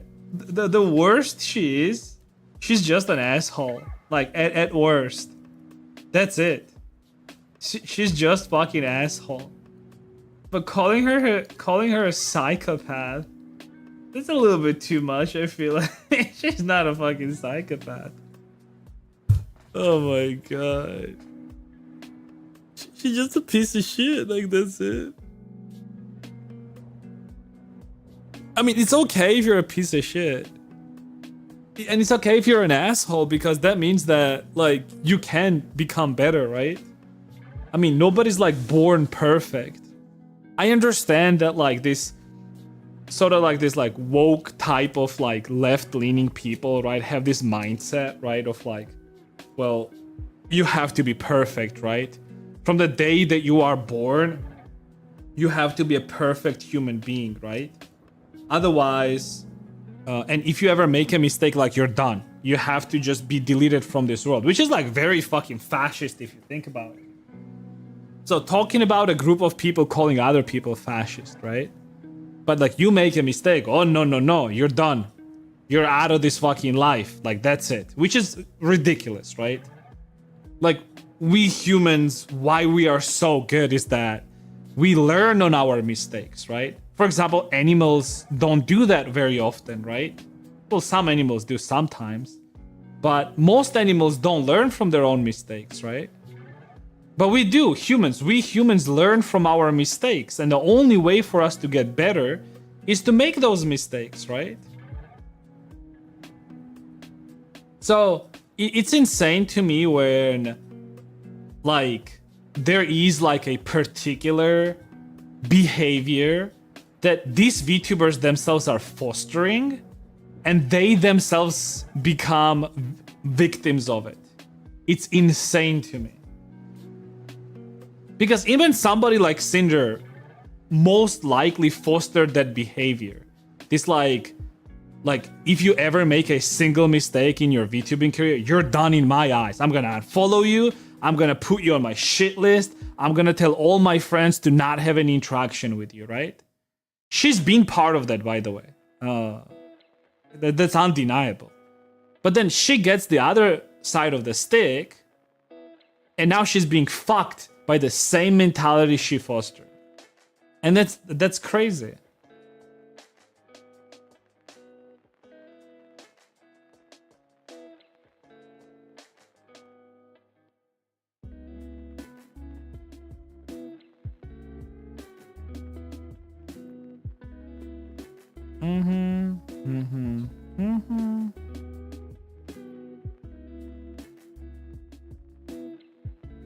Didn't make only furry models? Yeah, I mean he's every other thumbnail is like that. Wait, whose?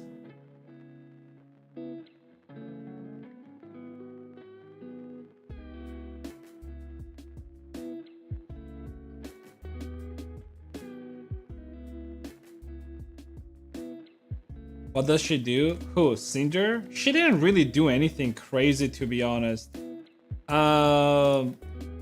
She was basically being a little bit of piece of shit to some of the artists, basically, and being a woman, and that's about it, honestly.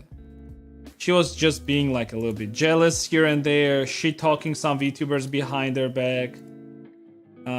Like typical woman. Okay, I'm joking, it's not typical, but like, you know, a high schooler behavior, let's just say like that. A typical high schooler behavior. Being a little bit jealous, shit talking your rivals, but acting like you like them, being all like fake nice and shit like that. Just the typical behavior. Not anything crazy that any of those VTubers that are critiquing her did not do it themselves, right? And by the way, by no means I am defending Cinder. I think like I said, like what she got is what she deserves, because again, she was one of those people that was fostering that type of behavior. I'm not happy for it. I'm not sad for it. I'm just saying that she deserves that. And that's gonna be the thing for like everyone. Well, not every one of them, but most VTubers are gonna end up like that. Because whenever you are raising the bar every fucking time, and the only reason you do it is to just seem better compared to other people, that's what's gonna happen to you. You will sleep up at some point, and because the bar is so fucking high, people will not forgive you anymore. Because you fostered that behavior. You fostered a behavior of, we will not forgive you for any shitty mistake that you do. Because in the past, like 5-6 years ago, if like one of the streamers did something like that, they would have to apologize, go and like not stream for like a month or two, come back and be like, okay guys, I reevaluated my behavior, and I was thinking a lot, and I thought a lot about what I did, and or like the typical, I went through a therapy, now I'm better, right?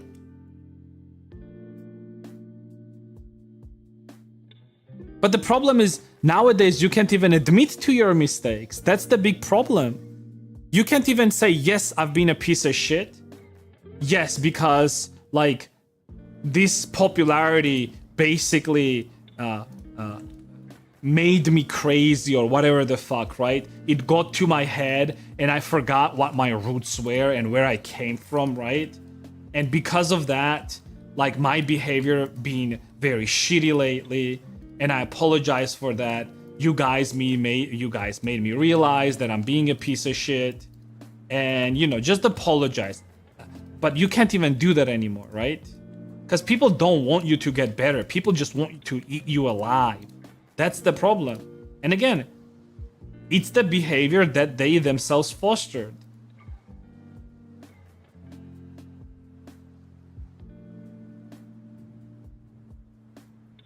I think that made people dislike her more is she didn't take accountability for any of it. Blamed her. Yeah, because Toggle, that's the problem, right? Like nowadays, like I said, you can't admit to your own mistakes. Because if she admitted to her own mistakes, do you really think people would be like, oh, it's good that you did that? And I'm glad that you actually admitted to your own mistakes. No, people would say, I knew it. I knew that you were a piece of shit. That's it. Because like I said, like people don't want you to get better. People no longer want you to get better. People just want everyone else to burn. Partially that's to blame like American politics, which is heavily it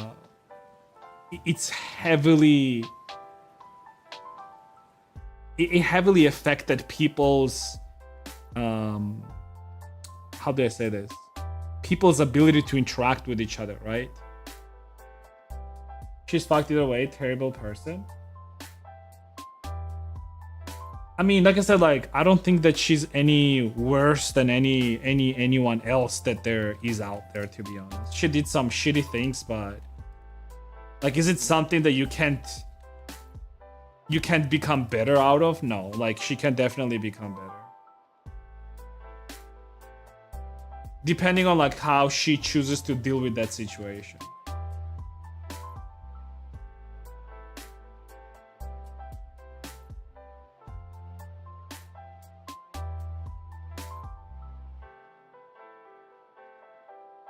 How you did something wrong and just being ignored instead. Yeah.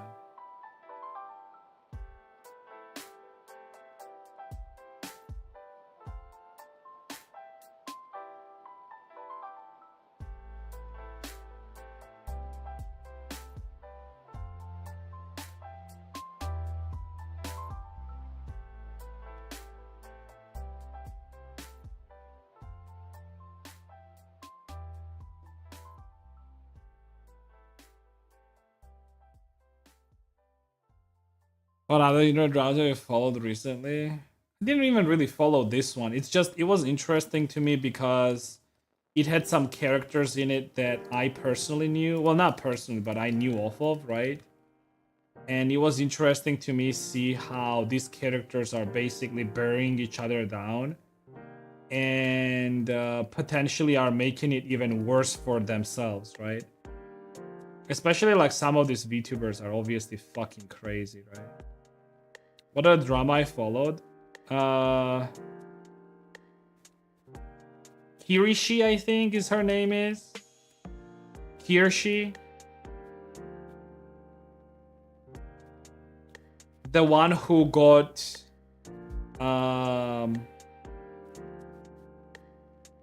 somebody basically made some journalist, some freak made a piece on her who's working for Vice as if this chick is like some sort of like a right-wing extremist. And apparently there is this rise in right-wing extremism amongst the VTubers, which is crazy to me. I mean,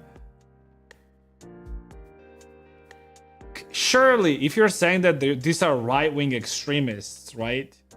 Clearly there have to be like non-extremist right-wing people, right? And if that's the case, then who are these people? Because if you're saying that like this person is a right-wing extremist VTuber, right? You have to also believe that there are some moderate right-wing people as well, right? And VTubers. Well, then who are they? Because clearly you're comparing it to something, right? Unless you're not.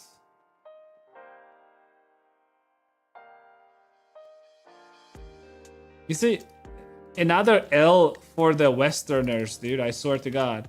Bringing in politics in a space where it does not fucking belong.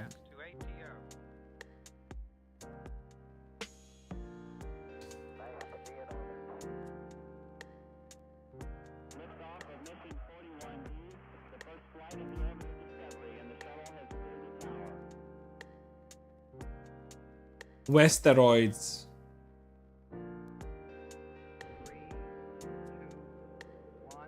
Vice. Well, it's even more funny because the person that made that hit piece apparently was recorded saying how she has like some sort of a fantasy for a facility where trans people can forcefully impregnate cis women. So yeah, like some crazy person basically making shit up. Yeah, not a very good person. What? Yeah, I'm not even joking. Like, you can look this up. Let me specifically remember. She said, like, a facility where trans people can forcefully fornicate with cis women. Yeah, I'm not even joking. Here, let me find it.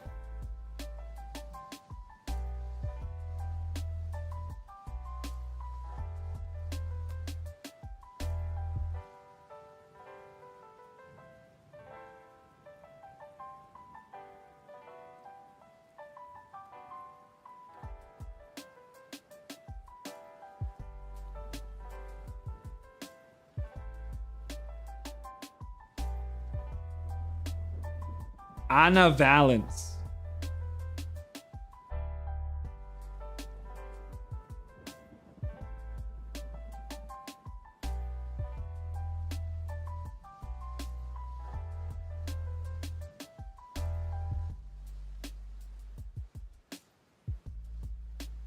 Hello, Shaza. Good morning. I hope. Yo, what up, dude? I can't comprehend that. Yeah, because it's very fucking vile. So you're referring to, okay, so 2020 audio recording attributed to Anna Valence, where she described a fantasy involving breeding facilities for cisgender women, which sparked significant controversy. The audio posted on Twitter, now X, on August 31st, 2020, included a graphic depiction of sexual violence, such as breeding the shit out of that cis girl PY, and referencing to various settings like breeding saunas and breeding bookstores.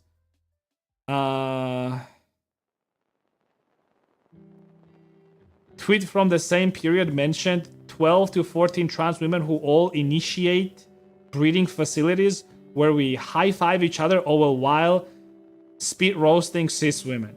This is what she said.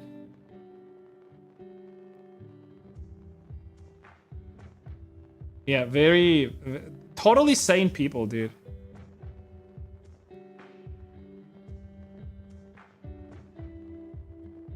Totally sane person. That one was the other one that was crazy to me as well. These are the people that are trying to get you cancelled, by the way. Isn't that crazy if you think about it? Like, these are the people who are like, I'm gonna cancel you because I don't like your behavior. Absolutely fucking insane people, dude.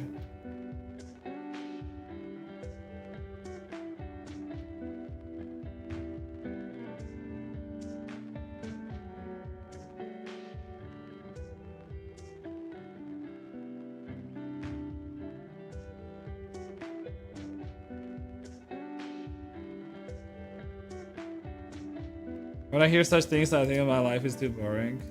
Well, the problem is like Twitter drama is like very shitty to begin with. But this was unfortunately something that I heard on Asmongold's stream myself. And I really fucking hate shit like that. I try not to get myself involved in shit like this at all. I don't really care, right? But I thought it would be just interesting to you guys to say about, talk about it. Or to tell you this. Their normal leftists seem far right. Yeah, that's what I'm saying, right? Like, I mean, like, you have to understand, these people have been cooking in this rhetoric for the past, like, 8 years, if not more, right? I feel like actually from 2008, if anything. that was the breaking point, right? The Wall Street protests were the breaking point, right? For the woke to like come into existence, right? Where the people were no longer against the establishment, but people basically started creating false villains within society, right? And further split the society in two, right? And the political spectrum as well. So instead of like people protesting their government regarding certain things, people are just protesting against each other now, right? And are trying to just justify their violence against one another. That's all there is. There's no good faith arguments anymore. There is like a small turning point to that, but I'm not sure how long that's gonna last, to be honest. We'll see, I guess. Thank God Vice didn't necessarily successfully start. They could have done that. You know that, right? They could have 100% done that. Because they already had like couple hit pieces where like the biggest problem in VTubing is bigotry. It's like, what? What bigotry?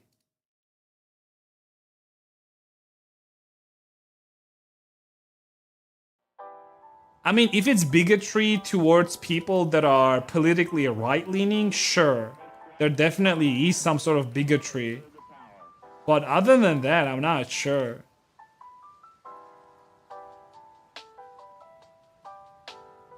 Every core computers now have primary control of critical vehicle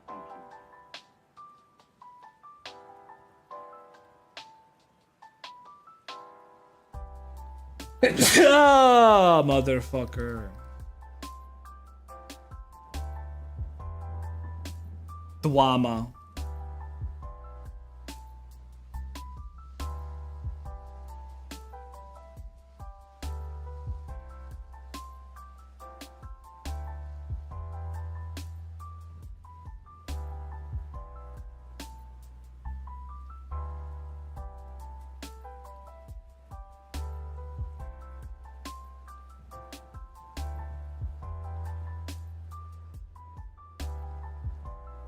Future hit piece could cite those hit pieces repeat. Yeah, but this is what I don't understand about VTubers as a whole, right? It's almost like in the pursuit of making themselves look better, right? What they're doing is they're basically digging themselves a fucking grave, right? And I don't understand, like even the situation with Cinder, right? Like, it didn't have to be as big as it is. Now, again, I really do not give a shit about Cinder, to be honest. I mean, whatever happened to her happened. I don't care either way. I'm not rooting for her because she got canceled. I'm not happy for it, but I'm not sad either. I really don't care, right? But this is the type of behavior, like I said, that is fostering like this hatred towards like VTubers as a whole, right? It is.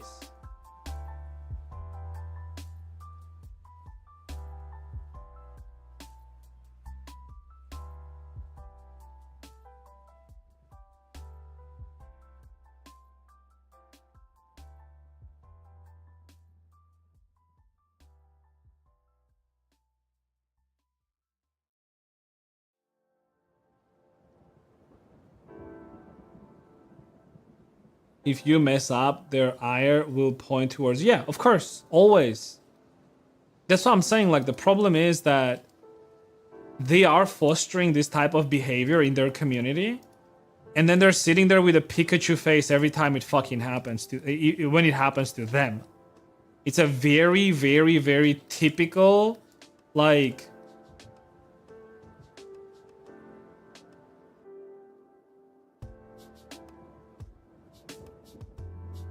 it's a very typical human behavior where like you don't care about the problem, even though it's already happening to other people.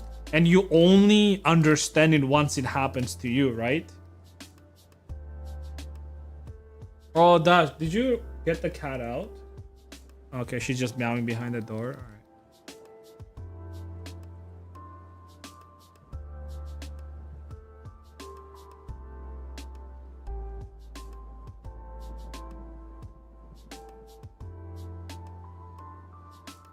The thing is, like, it didn't used to be like this. Like, when VTubing first, like, became a thing, right? When it got popular, it wasn't like this. It was just about playing games, just about doing the thing. And you know when it got worse? It got worse when more and more Western VTubers starting to appear. I swear to fucking God. Like, these girls that barely finished their high school, these girls that like had not gone through proper socialization, right? That came straight from high school into VTubing and brought their shitty ass behavior from the high school, right? And what it caused was like this fucking, like, I really fucking hate this myself. It's this like typical American high school like dog shit behavior that usually girls have, right? You probably have seen like maybe some old movies about like high schools in US where like girls are super mean to each other and they always have that one popular girl that who is at the top and everyone else is just trying to lick their fucking ass, and it's so fucking bad. And you have your own like, you have the guys that play football, and these girls are always trying to suck up to them. These football players are the drama tubers, obviously, because most guy VTubers are drama tubers because they're fucking boring. So they have to do something, so they're just going into drama tubing. But then you have these girls who are like these super popular girls in a high school trying to suck up to them all the fucking time. It's literally American high school, dude, but VTubers.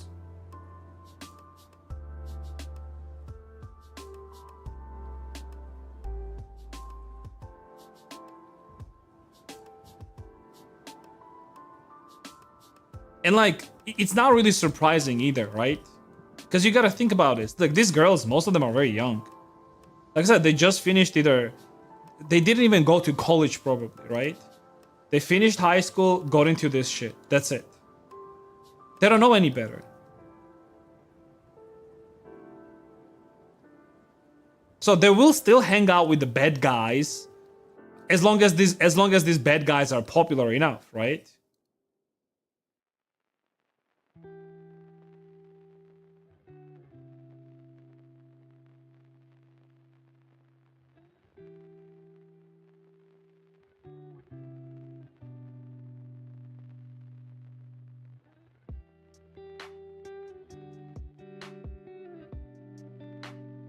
High school never ends. Politics is just high school with nukes. No, not necessarily, I don't think so.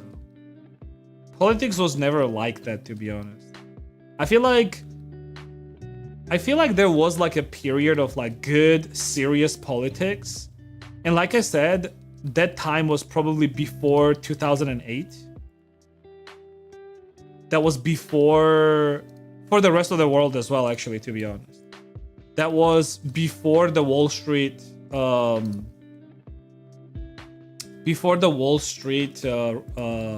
riots or protests. That was the time where people knew that if they want their lives to get better, they have to hold politicians accountable, basically. And the shift happened during those times. And instead of people focusing their anger towards politics, they started focusing their anger towards like non-existent social issues, such as like racism, like some weird definition of it.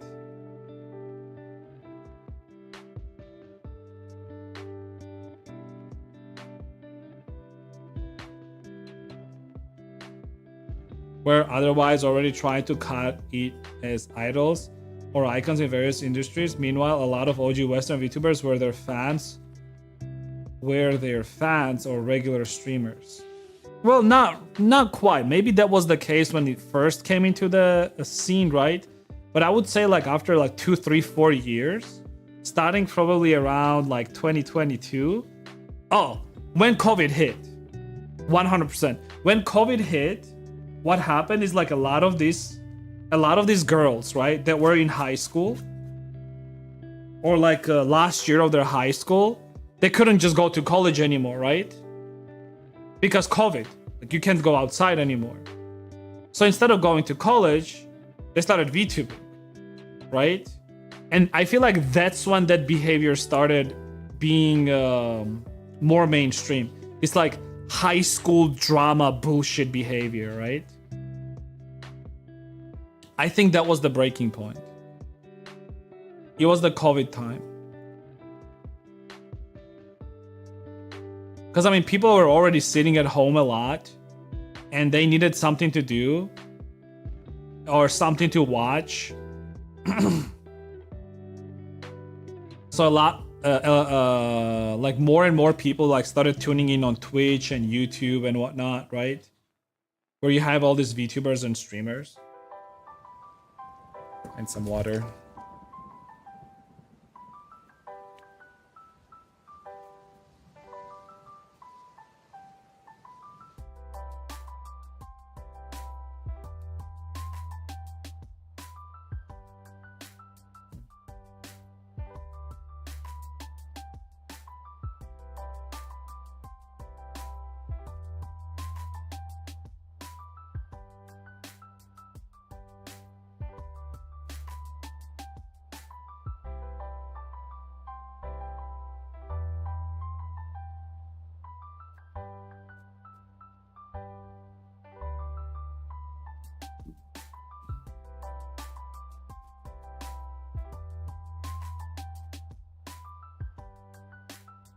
Ooh-wee.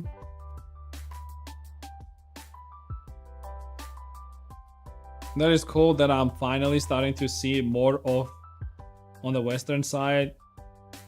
Fans pulling away a bit to learn skills to make cool stuff for their oishis. What? One thing that is cool that I'm finally starting to see more of on the Western side is fans pulling away a bit to learn skills to make cool stuff. I don't understand what you just said.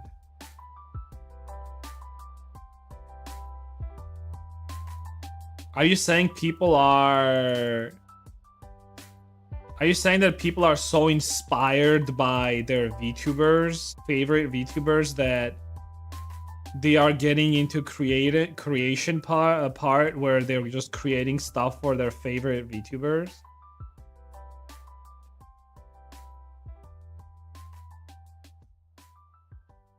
I'm actually not a big fan of like this idol culture, to be honest.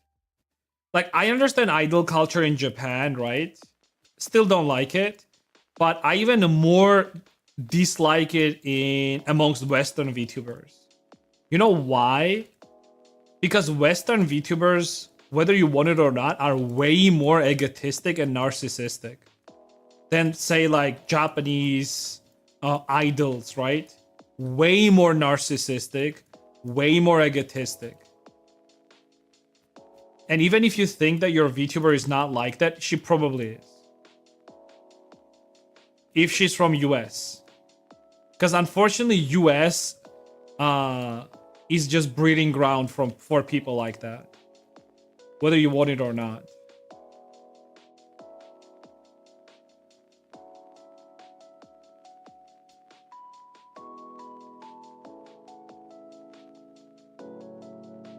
Karens. US is breeding ground for Karen.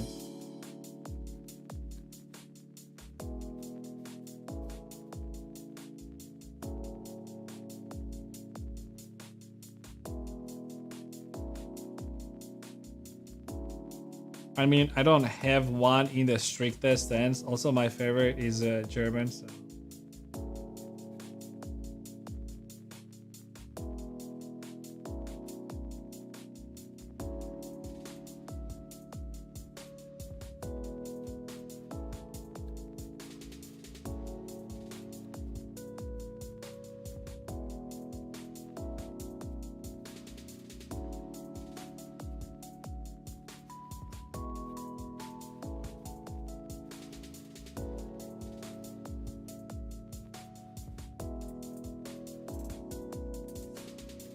It's not a women problem as well. You might think that it's only a woman problem, but I really don't think it's a woman problem. It's just like a West problem, specifically Americans. Like, I don't know why, but it's specifically fucking Americans. It's always Americans. I can't even like give you an example. Like, have you ever seen like this like crazy ass fucking streamers that are in Japan or in Korea that are acting up like absolute fucking assholes? Where are they from? Most of them are Americans. Cause in America there is this culture of like becoming popular by all means, right? Even if it means that you're gonna be acting like a total fucking asshole, right? In order to gain that popularity. And it's created through shit like TikTok and Vine back in the day and like some other dumb shit, right? Like public pranks where people would like literally shit on your head and then be like, oh, just a prank, bro. It's just a prank. Just a prank, bro. It's just a prank, bro.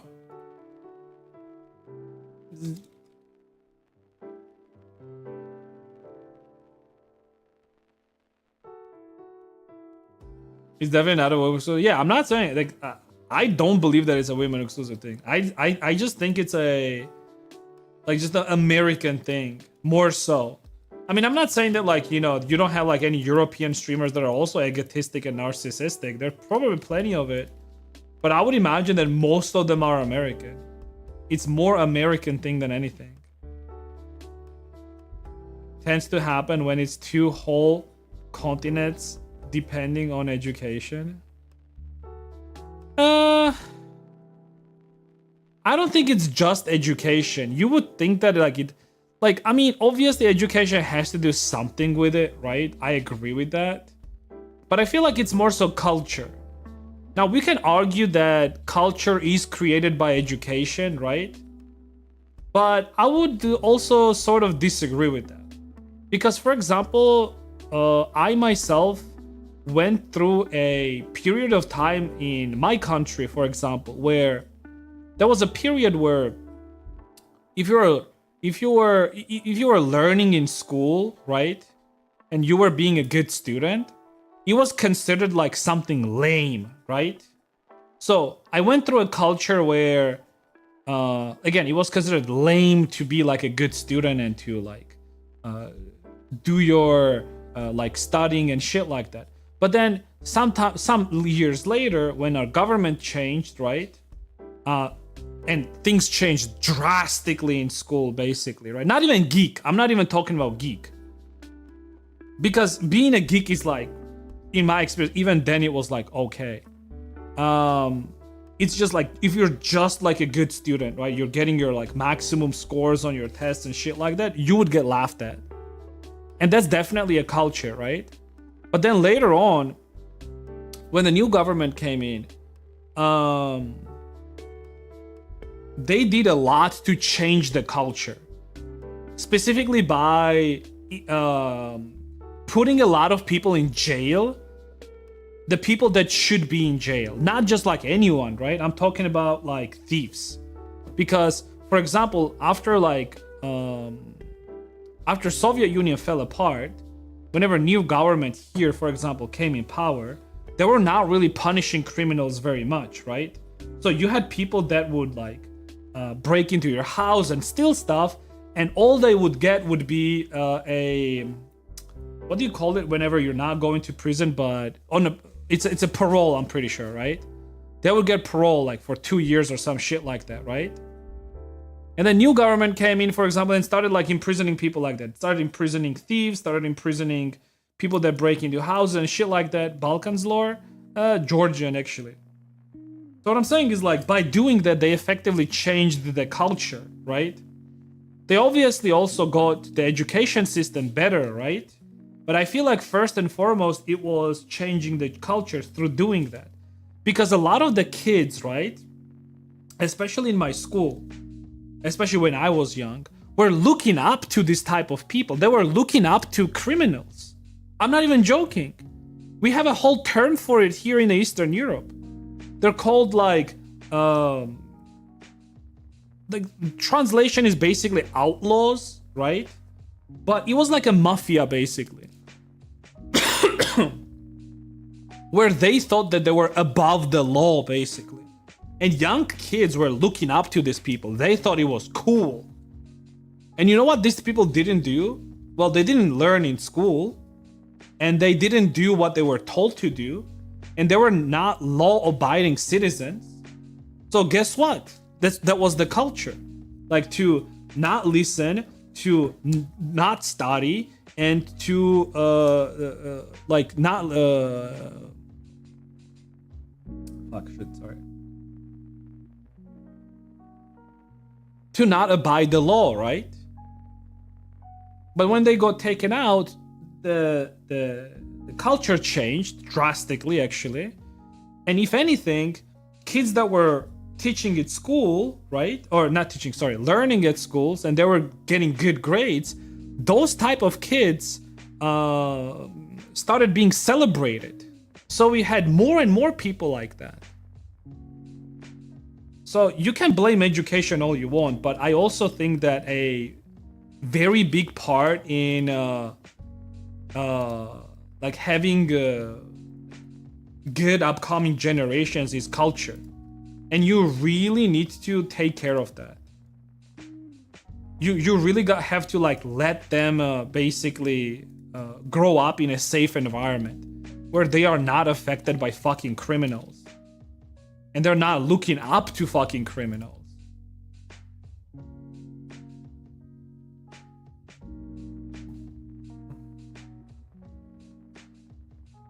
Rex likes, what Rex likes?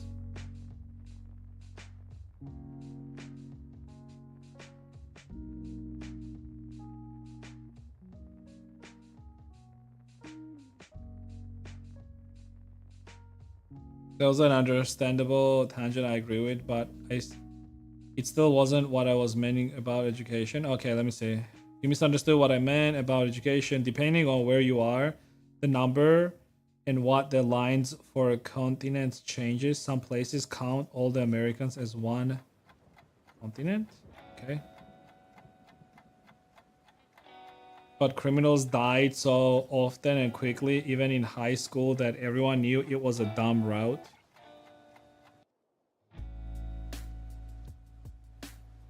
Well, the thing is, like, you don't need your society to just die out, right? It's better to punish the ones that are not letting like anyone else like pursue academics in general, right? And the people that are always like a nuisance to your society, well, just put them somewhere else, right? If they can't do like manual labor and have like some sort of job where they can like physically work, and they choose instead to just steal, just put them in fucking prison, obviously, right? Now you might say taxpayer money, but I would argue that it's sometimes better to put this type of people in prison. I'm talking about specifically the ones that are obviously committing crimes, not just anyone, right? But to put this type of people in prison because it's just net positive for the society, right? Yeah, your taxes are gonna be going towards that as well, but at least it's just net positive for everyone else, right? Hello, Yora, dude. Given the amount of anime that glorifies thugs, I wouldn't say that people strictly know it's a dumb route. Same with Hollywood and movies like Scarface. I don't think movies like Scarface was glorifying being a thug because he dies at the end. If anything, it shows that like if you're gonna go down that path, you're not gonna end well. So I'm not sure about that. I would say if anything has to account for making the culture worse, is probably songs that are constantly talking about bitches and guns and killing each other. I'm pretty sure if anything glorifies violence and lawlessness, it's stuff like that.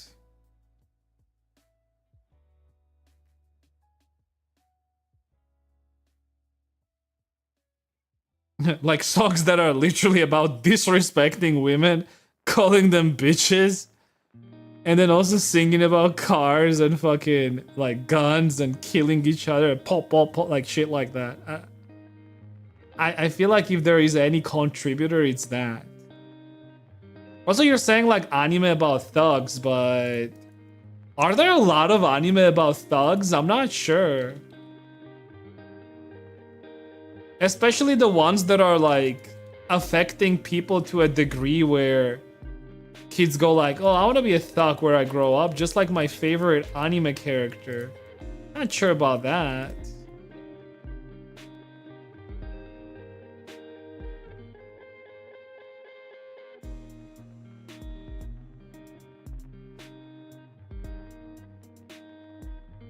If your life was hanging and the only solution is this way, you're going to see it right, like human nature in you. What do you mean? Like stealing? So you're saying like if the stealing is the only way you're gonna steal? I feel like if you're living in an area, in a region where it's absolute fucking poverty and the only way for you to survive is to steal, I feel like there's probably nothing to steal there to begin with. Because again, like I said, like if you're living in an area where it's absolute poverty, that's why you would steal to begin with, right? I mean, people are living in, for example, in I don't know, like what are some of the poorest fucking countries, like Afghanistan or some shit like that. I'm pretty sure Afghanistan is a pretty poor fucking country. But I'm pretty sure as far as like people stealing things goes, it's down to a bare fucking minimum. And you know why? Because criminals are punished. They literally get their hands fucking cut off if they steal.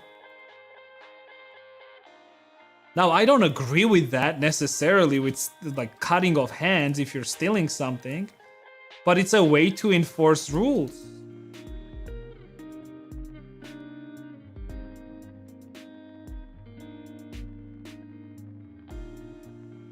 Madagascar.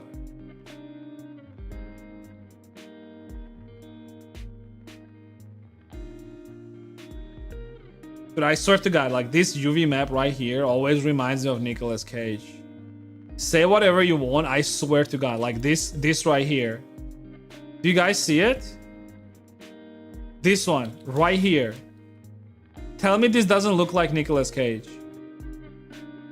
This one. I'll prove it to you.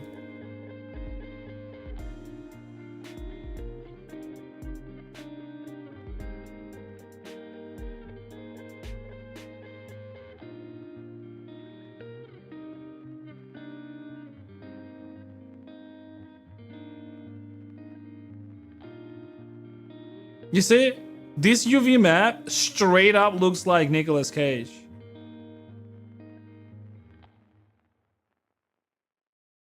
And maybe... No, that's fine.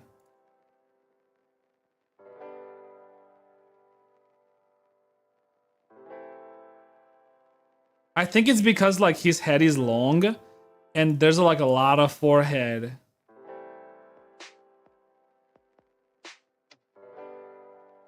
But you gotta agree, it does look like Nicolas Cage, right?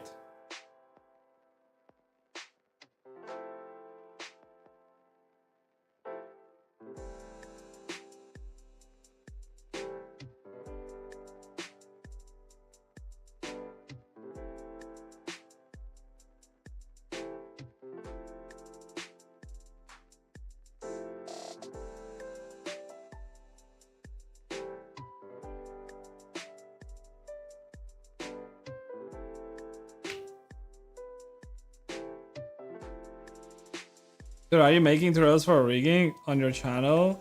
Dude, I am actually, but I don't make tutorials. I just make models.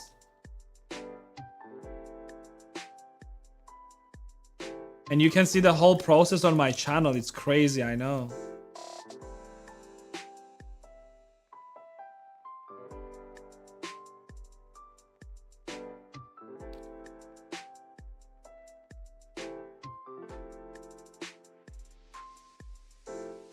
Just models? What do you mean just models?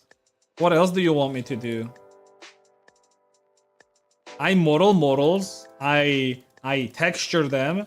I rig them. I animate them. I literally give people like spoon-fed files where all you have to do is just click one button. I mean, what else am I supposed to do?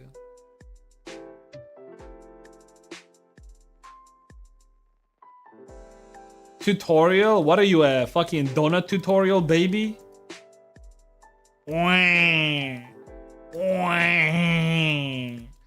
Wah. I want my Blender tutorial to be spoon-fed to me. Wah. Wah. Wah. That's you, by the way. I'm joking.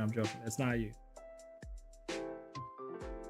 That's the people that are always asking for tutorials instead of just watching what I do.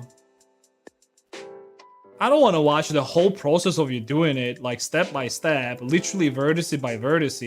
I just want a tutorial, man. Okay. Wah, where's my tutorial? Wah, wah, wah. That's the donut tutorial, babies. Every time they see a video where it's not it's not a spoon-fed information. Wah, where's my spoon-fed information? Wah. Okay, I gotta stop doing the baby noises. Those are some good baby noises, though. You gotta agree. Wah.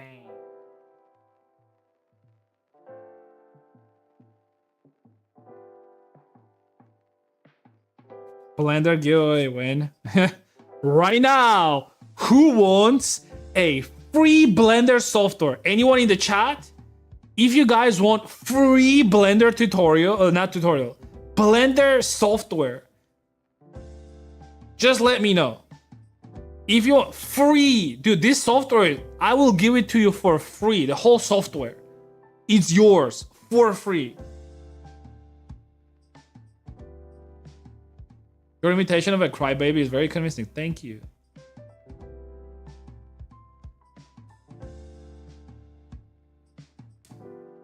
You are pretty good at making them annoying, just like the real ones. What, the people that want tutorials?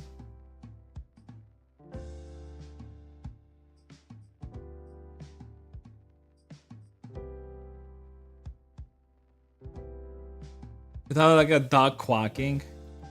Okay. Ah, my leg.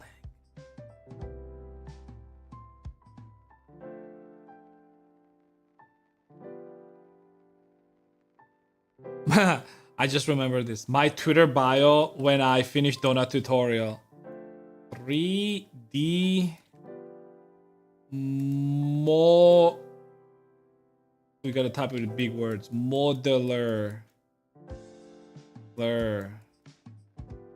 It's my Twitter bio. Also, I forgot. I gotta add this too, right? They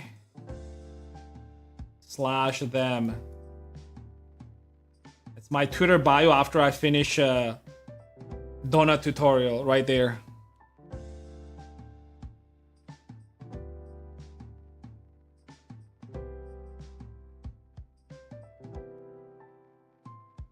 Accurate, right?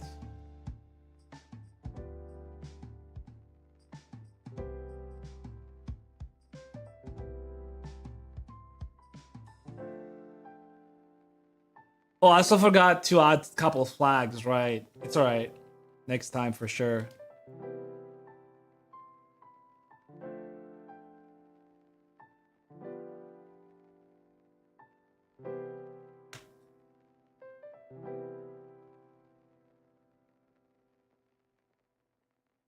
Always say that.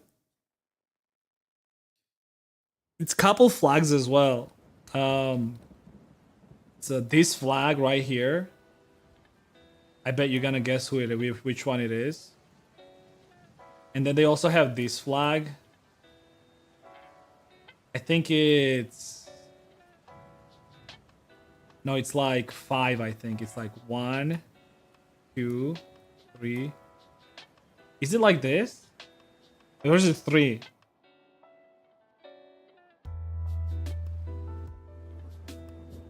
It's 5. It's 5. I was right. They them. Okay. Enough of that. God damn it. Get cancelled here.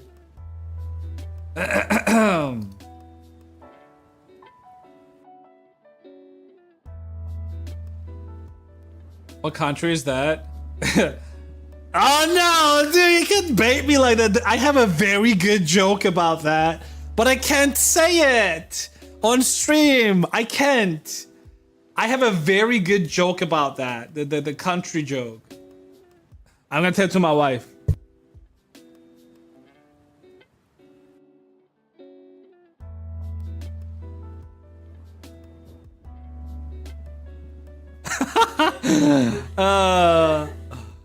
That was a good joke, right? Yeah, I know. It's an old joke. It's a good joke though.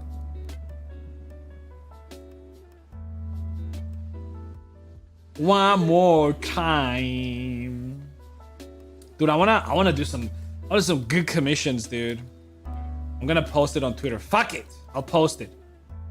Fuck it or real. Fuck it. I know it's real.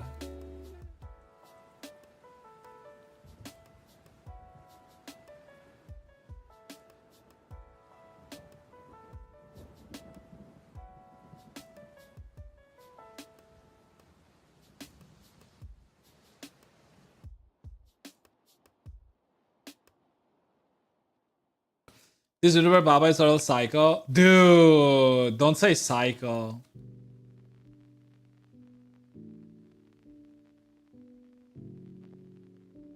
VTuber Papa. That was a new thing. I thought to myself, like, I might as well be a VTuber Papa, dude. Imagine people just call me Papa. Papa?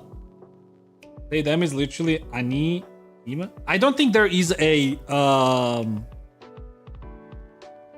there is no, well, there is a Russian version of it, I guess. You could say, no, it's more so like, it's not ano, or is it? They, them. Oh yeah, it is ano basically. It's like a neutral, so you have to use ano. Yeah, ano, ani.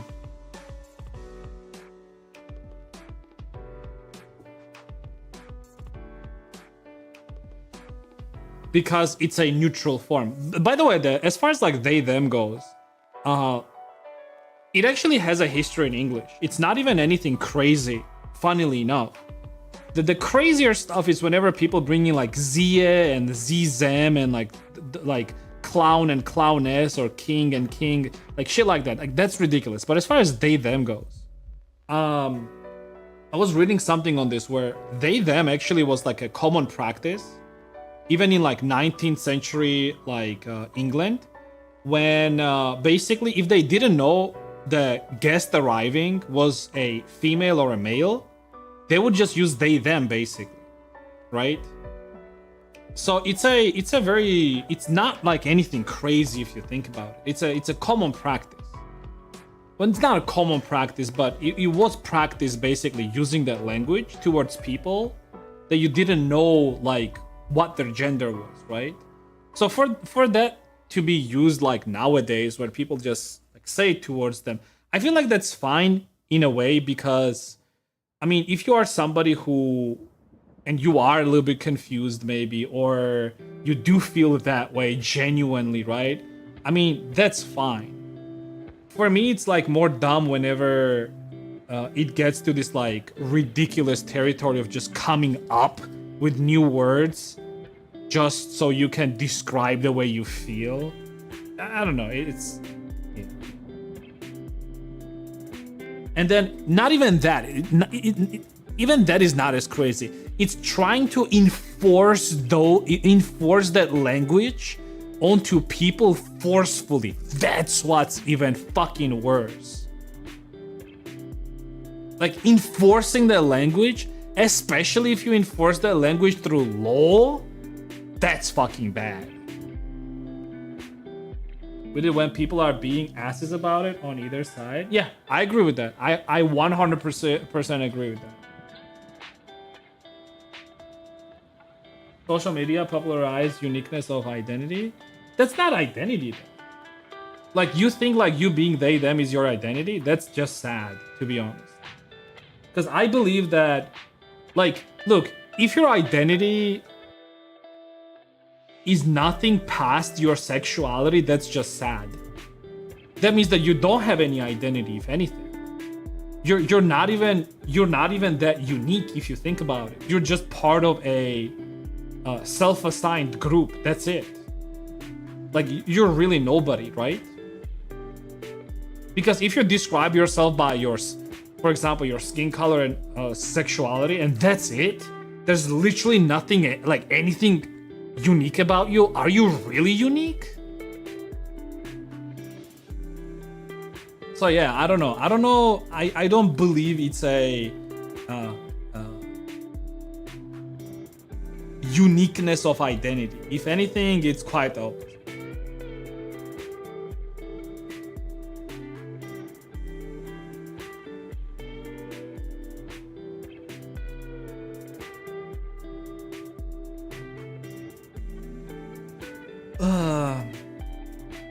US is very reductionist. I don't know what that word means. What's a reductionist?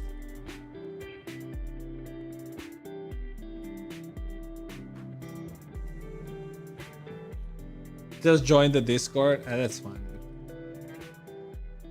I haven't had drama in a while, dude. Actually, don't want drama. I take it back. I don't want any drama, dude. I just want a peaceful life, dude. Making anime booba, some furry booba as well. Getting paid for that, and that's it.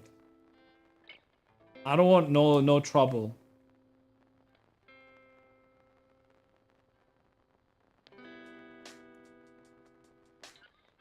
Analyzing and describing a complex phenomenon in terms of its simpler and fundamental constituents. Still don't understand. Can you give me an example? Can you give me an example of somebody like reducing a problem to in a way where like it's just bad?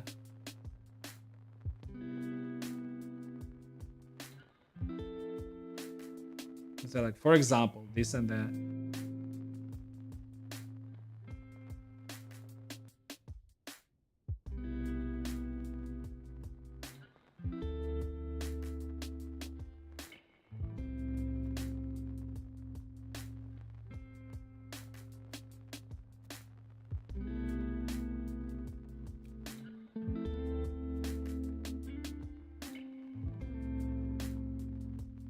Simple things matter a lot more than they should, essentially.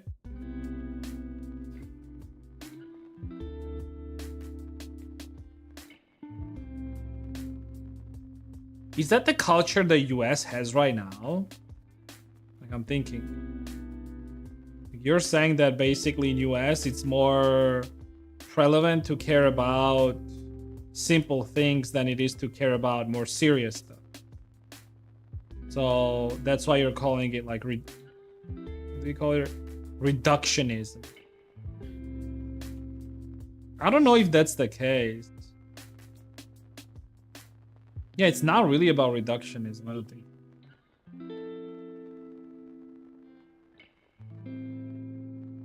Yeah, no control over. That's what we call in Russian. Well, I don't call it in Russian, but that's what you guys call it in Russian. Is подростковый максимализм. It's basically worrying about global things even though you don't have any effect over it, basically, right? Like, for example, like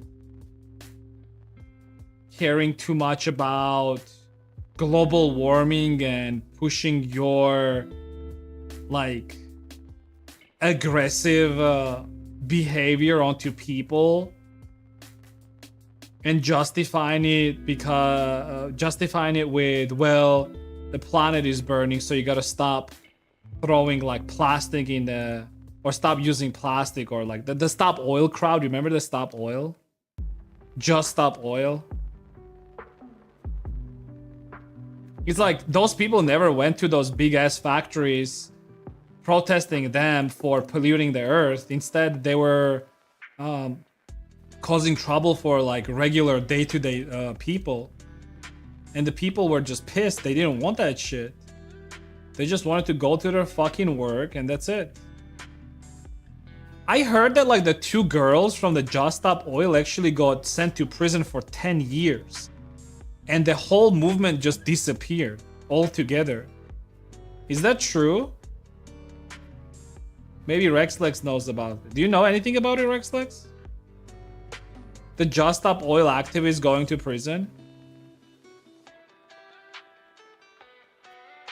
Let me check. That's Grok.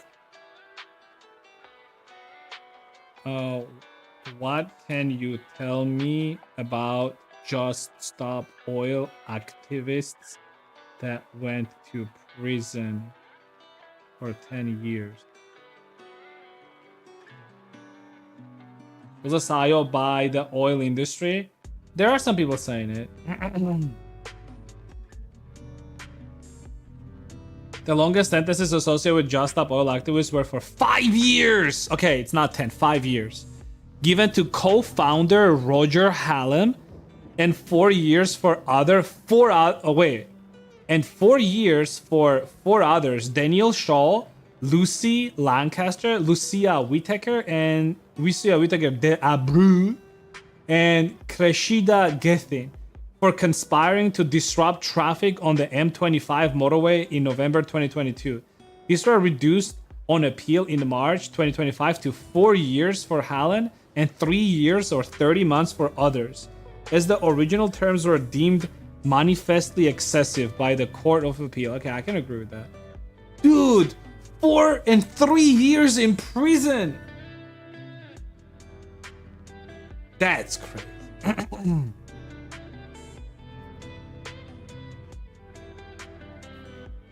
The boy has been sentenced to this maximum. Who received 2 years? Okay, there was other 2. The Phoebe Plummer and Anna Holland, who received 2 years and 20 months respectively for throwing soup on Vincent van Gogh's sunflower painting. Let's go! You remember those 2 bitches that threw like soup on Vincent van Gogh's painting? 2 years and 20 months. Hell yeah. But these sentences are far shorter. Okay, if you heard of it, okay. Hell yes, dude. Fuck around and find out. Fuck around, find out.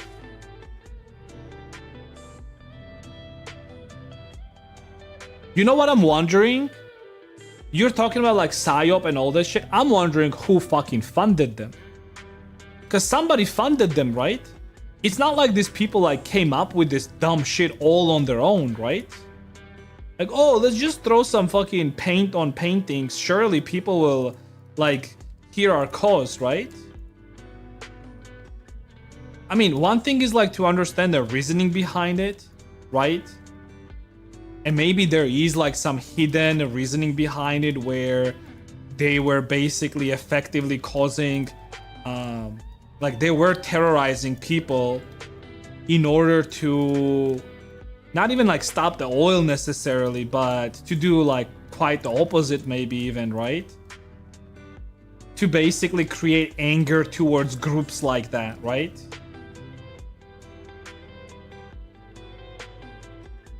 And maybe like these people didn't even know what they were in for and they were just being used, right? I can easily see that. Like, I mean, look, let's say that you have a group of people in your country, right? A group of people that are usually very fucking disruptive, right? Like they're causing riots and like unrest and shit like that, right? And you want to get rid of them. Well, what do? Well, you set them up, right? You say like, okay, I'm gonna give you money for you to do things like this, and I'm gonna cover you. Don't worry about it. But then what happens is that they go to prison and then you don't do shit. And you also have made a bunch of people be angry at people like that, so the next election cycle they're gonna vote like right wing, for example, right? Could be. That is a theory, right? I'm not saying that that's exactly what it is, but it could be.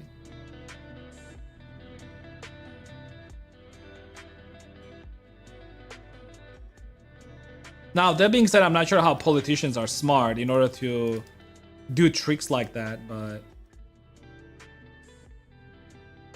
I mean, you want to make a group of people look bad, that's what you do. Remember in US, like they were doing shit like that as well with specifically like right-wing people where they would make some marches, but all of the people had their faces covered up so nobody could see who it was. And then a bunch of people were saying like these are done to just make bad name for them. And these people have nothing, and these people are just feds. And it's just an orchestrated stuff. I mean, yeah, could be. Like same with like, dude, I remember like in Germany, there used to be like Nazi marches. Am I wrong on that?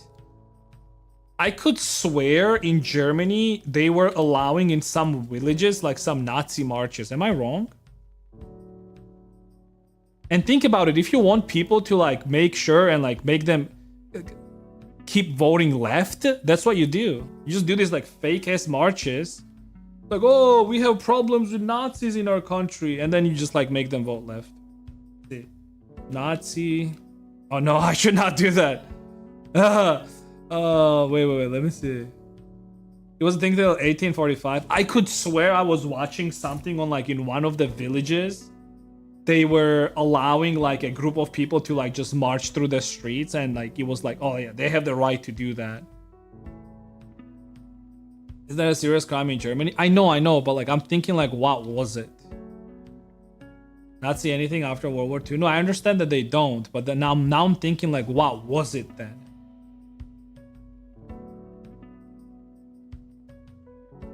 Demonstration? So are demonstrations still allowed?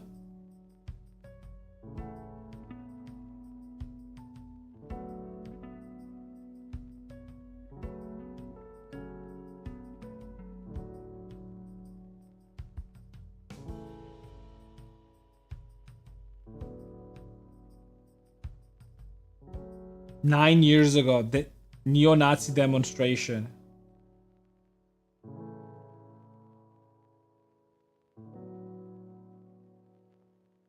Oh no, this is Antifa. What do you mean?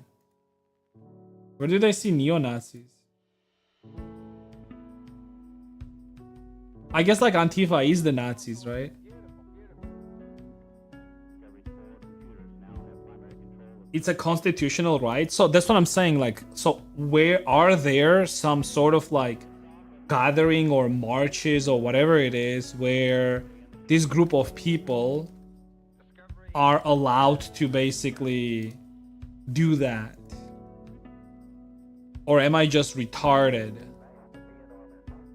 and I misremember things?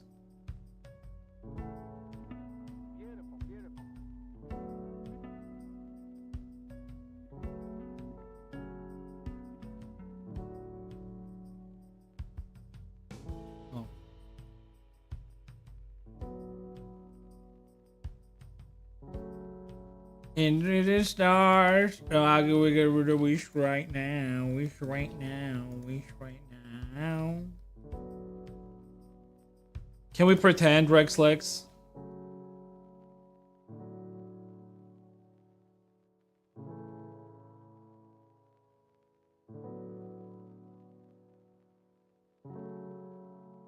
I could really wish a wish right now.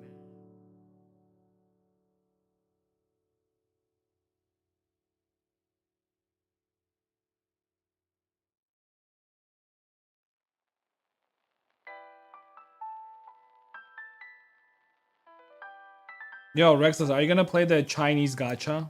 That is based on like some classical music and shit.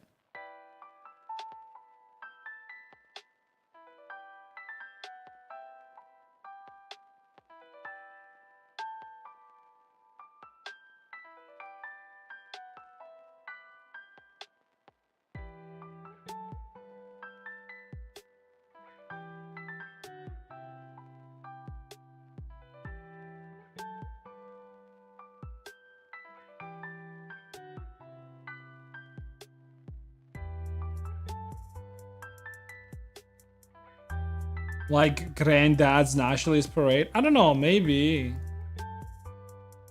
I don't know. I really don't. I do remember that like there was like a report on it where it's like, oh, like these people are still allowed to do it because it's a constitutional right, blah blah blah. And then there were like a bunch of other people that were standing on the side saying like, boo, boo, fuck you, boo.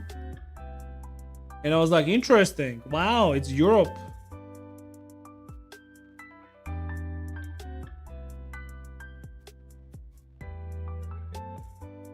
Oh, talking about Nazis. Yo, Rexlex. Not you, by the way, but are there any news on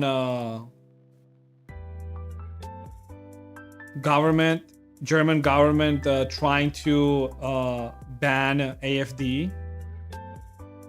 Are there any new news on that?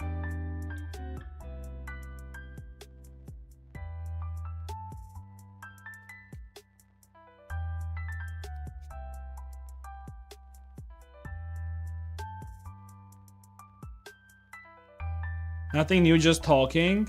Huh. I mean, is it like the type of thing where like they don't really have anything against them, but they are creating this narrative right now just so they can like blackmail them before next elections because they're seeing that AFD is getting like a lot of popularity? I mean, they did increase their popularity by like 2 times since last election. So if the trend continues, you can very easily have like a bunch of people voting for AFD next fucking elections. Especially if the situation in Europe as far as like illegal migration goes gets worse and worse.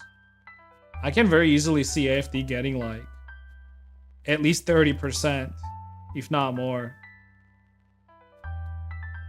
I can remember the process here. Oh, there's like a long ass. Can you give me a TLDR, sir? I'm gonna ask Grog to give me a TLDR. Let's see.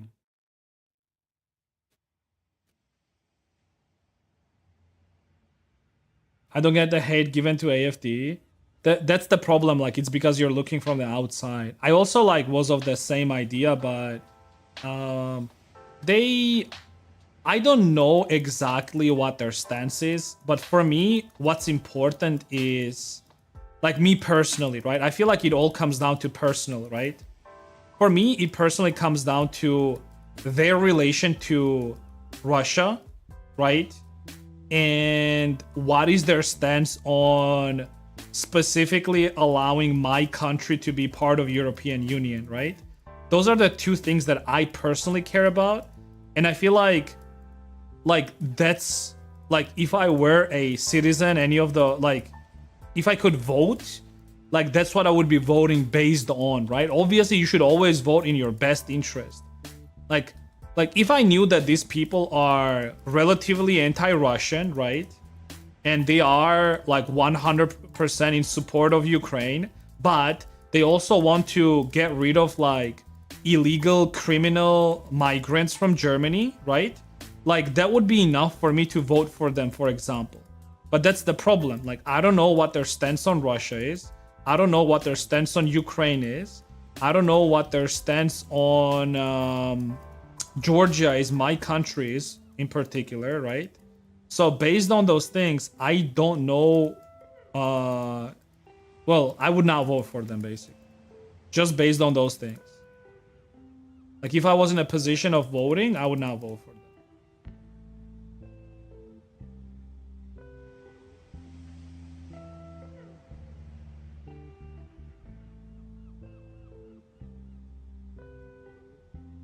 But I can guarantee you that somebody like CDU is not going to be getting the same amount of votes next election for sure. Because they already disappointed people by flip-flopping their policies, basically. Because they said... Wasn't there something like that, Rexlex, where they did say that like they're going to do something about illegal migration, but then like literally like took back their promise, and they were like, nah, we're not doing that anymore. Or am I wrong on that? I remember you told me something about it. But you did also tell me that they did made some laws stricter. I knew a girl from Georgia. She stopped liking me after I showed her BF lewd art. Yeah, maybe you should not have done that, you know?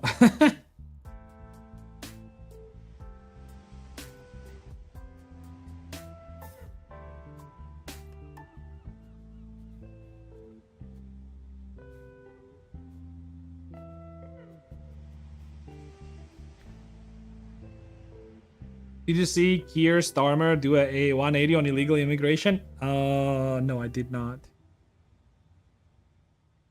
I said this already about Starmer. I think Starmer, like at first glance, looks like a good, serious politician, but he's the type of dude that probably has like a couple dead hookers in his basement, basically.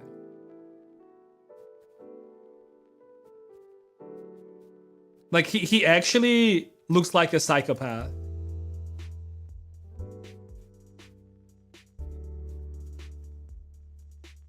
Is mostly the effect of poor economic policy in Germany. No, I think AFD is not even about politics. Economics. Because look, like if your prices in Germany are going up by roughly like 20-30%, you might think that like that's a bad thing, right? And it is a bad thing, right?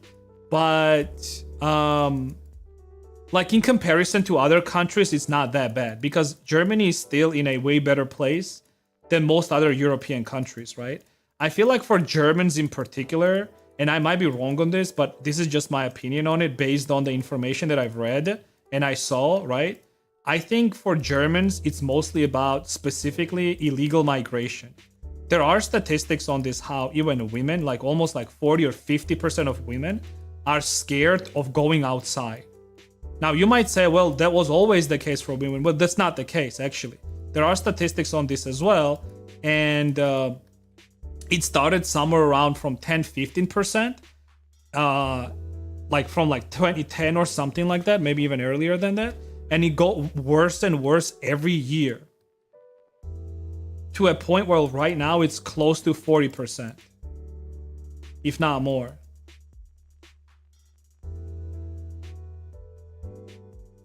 And the problem is like a lot of these people are ignored, and it's like a typical like society, like it's a societal problem where until it touches you specifically, you don't care about that, right?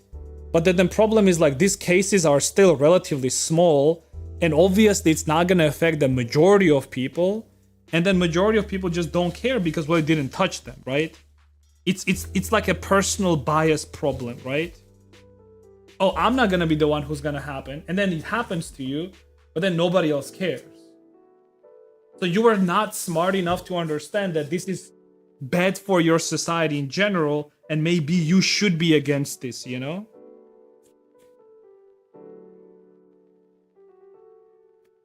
Many voters are disappointed by other parties. Yeah.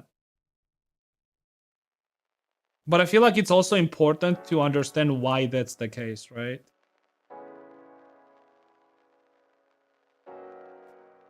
I mean, economy, honestly, like not much you can do either way, right? Especially when the war is happening, right? Whether you want it or not, war is not very good for economy. Like everything goes to shit. Prices are going to shit.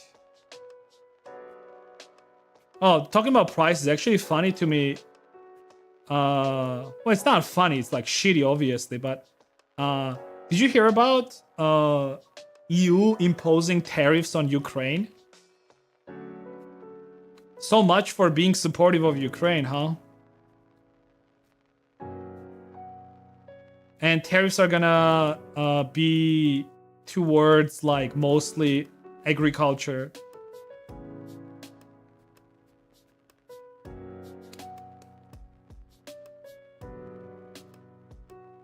War is great for economy, it just doesn't benefit people. No, you're wrong.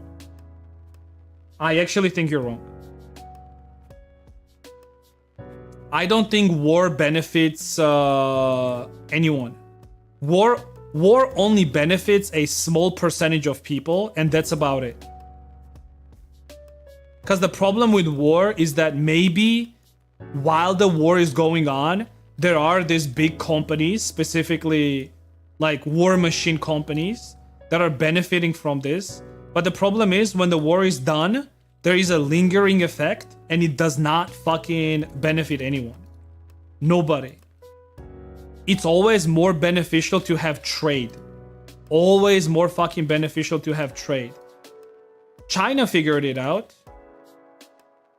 And look at China. It has one of the biggest fucking economies in the world. Like, you think Russia couldn't have been like that? Russia could have been like that too. But unfortunately, in Russia, there's a lot of fucking corruption.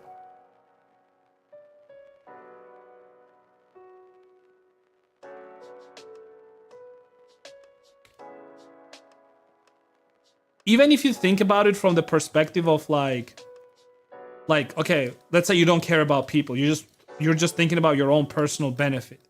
Even if you're thinking about your personal benefit, it's always better to just do trade with countries.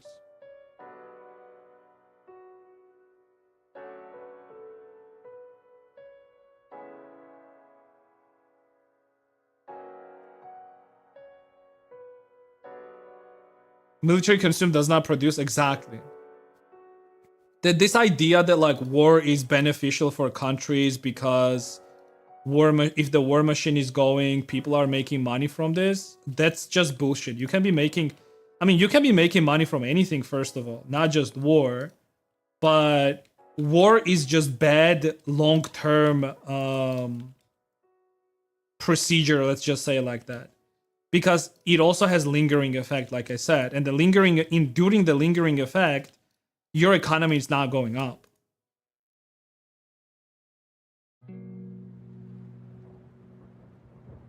Trade is always way fucking better.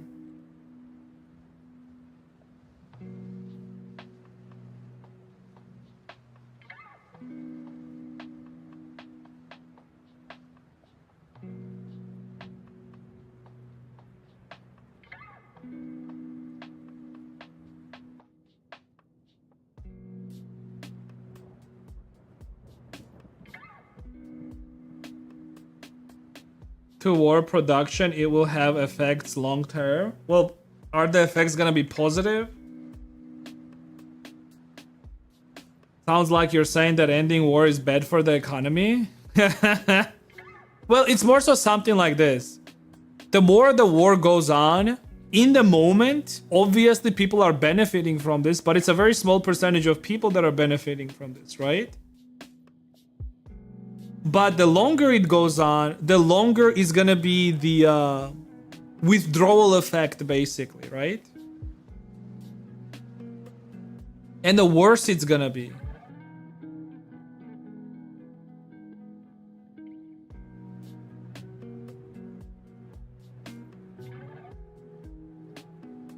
Is the fact that most people don't understand the economy.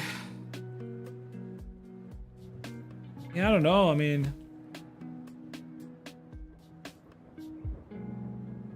mean, that's true, I guess, to a certain extent. I mean, people are shitting on Trump for imposing tariffs on all the other countries.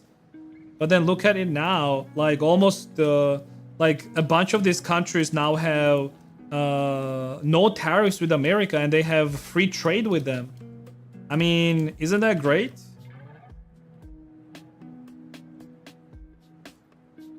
They even stopped doing the tariff war with China, and probably eventually gonna come down to like a lower margin than it was before the whole fucking tariff war. And I remember people like being like in panic as if like these tariffs were something that are gonna stay there, basically, right? Trump bad. God, I really fucking hate whenever I have to like put myself in a position of like defending Trump. I really fucking hate that. But problem is like people are so fucking retarded, dude. I swear to God. Like, you really believe that like he's gonna impose these tariffs and like they're gonna stay? Are you fucking kidding me? Something that doesn't benefit anyone? Yeah, whatever. He's also breaking out with Israel. I recognize Palestine as an indie state. I'm eager to see how college students react. Right? I actually want to see that myself. People were so pissed about it, right? With Democrats, the Democrats were not doing it. What about now? Are they gonna still hate Trump now that Trump wants to declare Palestine as a independent state and he's breaking up his relationship with Israel? Because Israel basically shared the boys' chat room messages. Chat room messages.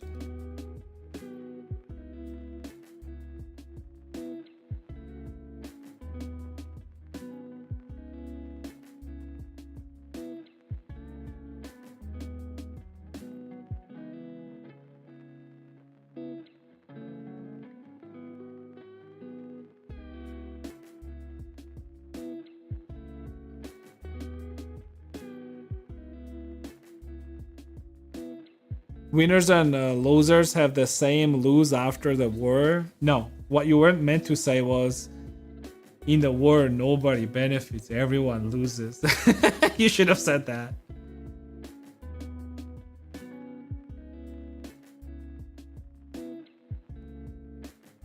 In the war, everyone loses. Alright, buddy. Dash. Alright, buddy.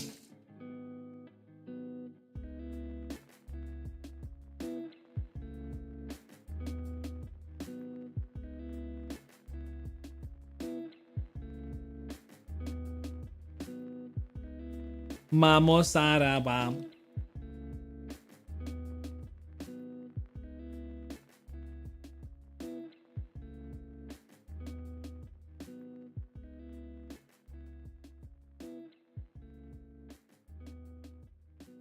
They can usually position themselves to take advantage of it, so it makes the economy good. It's not most people being on the losing end.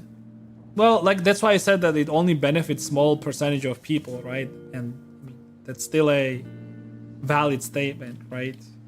Because it doesn't benefit everyone. What benefits most people is just steady, stable economy, right? Where you're able to trade with other countries and both of the like everyone can benefit from it. The stable economy always benefits everyone, right? What doesn't benefit everyone is obviously war. War in most cases only benefits a small percentage of people at the top, and that's it. Everyone else just gets the short end of the stick. That's it.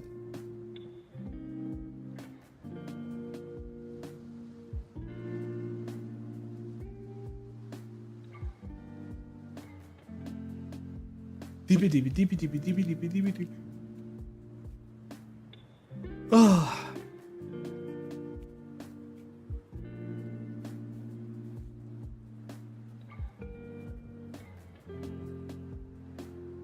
Starmer. Common folk will always suffer for war. Yeah, of course. That's not anything new.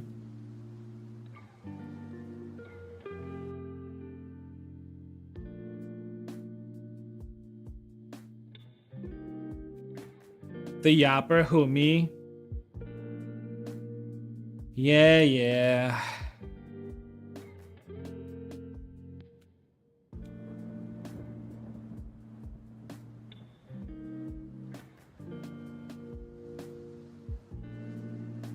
Amota fiesta, pipesta.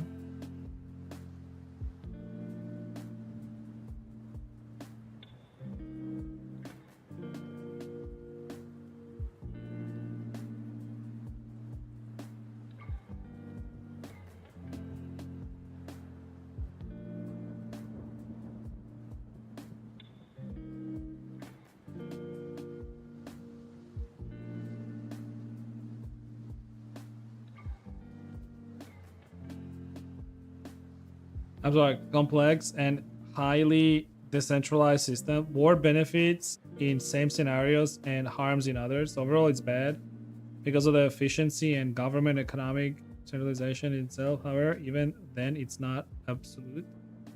No, I mean, I understand that. I'm also thinking like in terms of like, look, when a war happens between two countries, right? Like what happens after that, right? What happens is, and when I said like it has lingering effect, lingering effect means that like these two countries are not going to be doing business with each other for a while, right? Now, I would imagine, for example, somebody like Europe, right?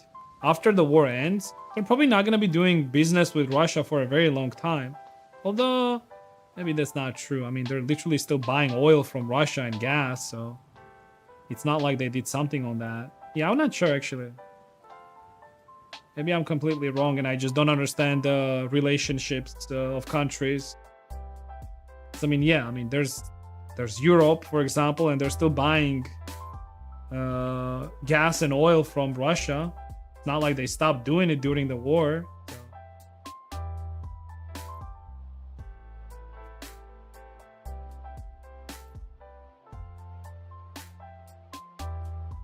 Are Russian girls cute?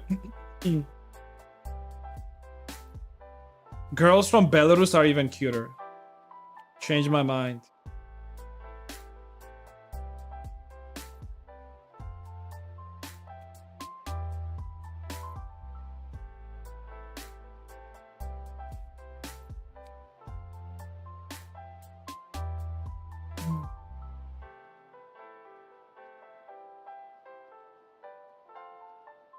Problem with Russian girls is that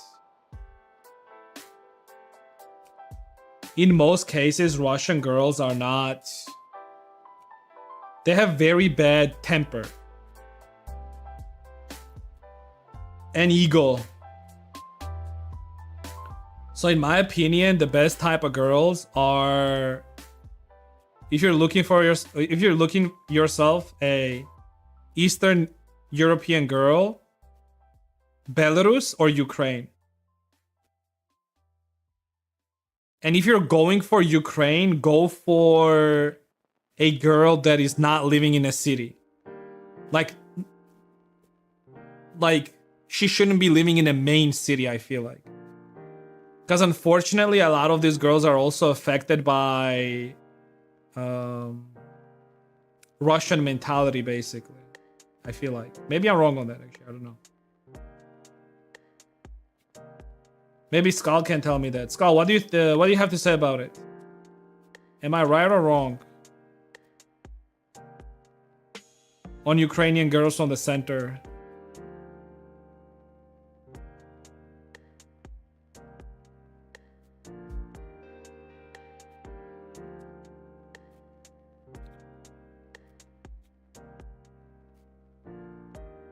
I never had a girl, so I can tell. Well, you clearly probably speak to some women, right?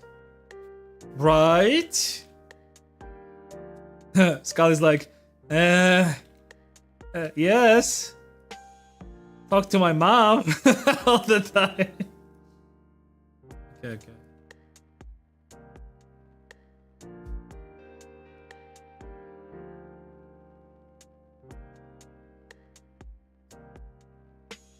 When war ends, I'm gonna come to Ukraine and we're gonna get you a girlfriend. I'm actually down to visit Ukraine, to be honest. Why not?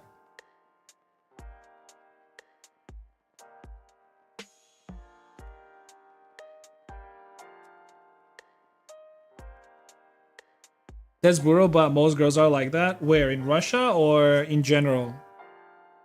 I feel like in general that's not true. But again, depends on what you're saying.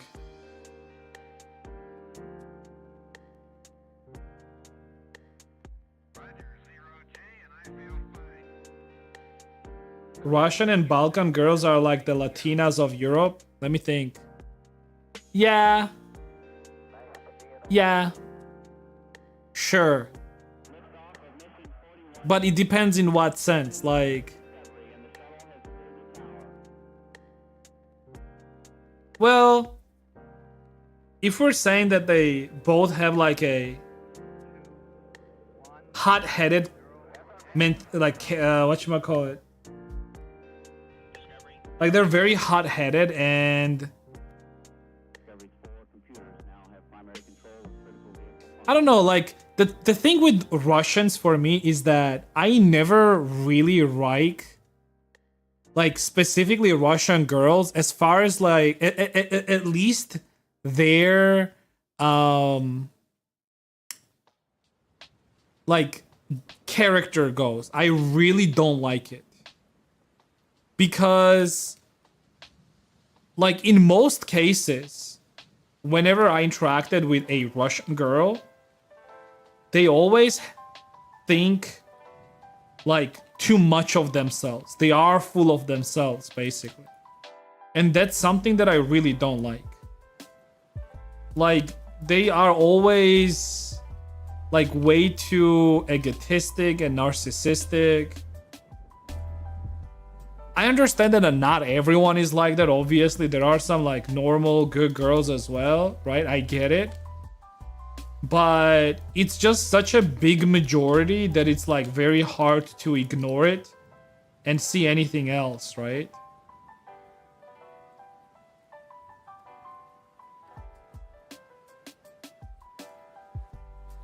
Help? Why? What happening, Charles? I mean, like I said, like I'm okay if I'm wrong on this, but this is just my opinion.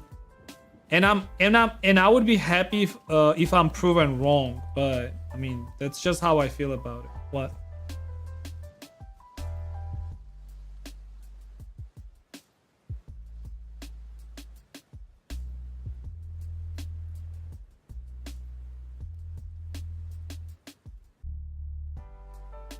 Well, that's as well.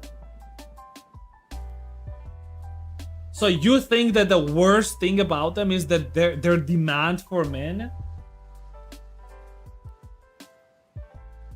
Oh, so you're saying like that?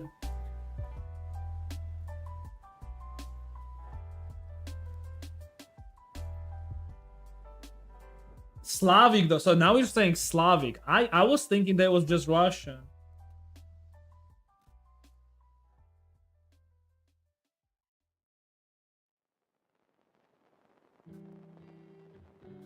But they also want money though. No one is. I don't know about that.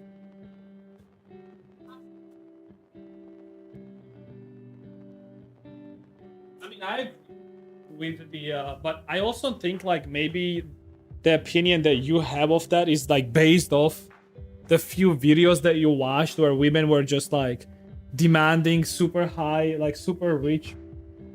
No, I'm not.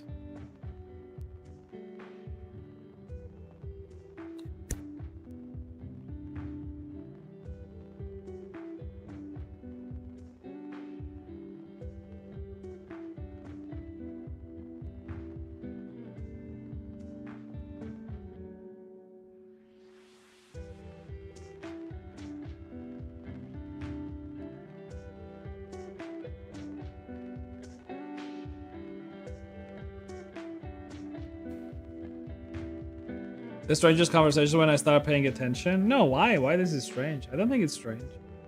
We're just humans talking about human things. That's all there is. We're just a bunch of dudes talking about dude stuff, you know.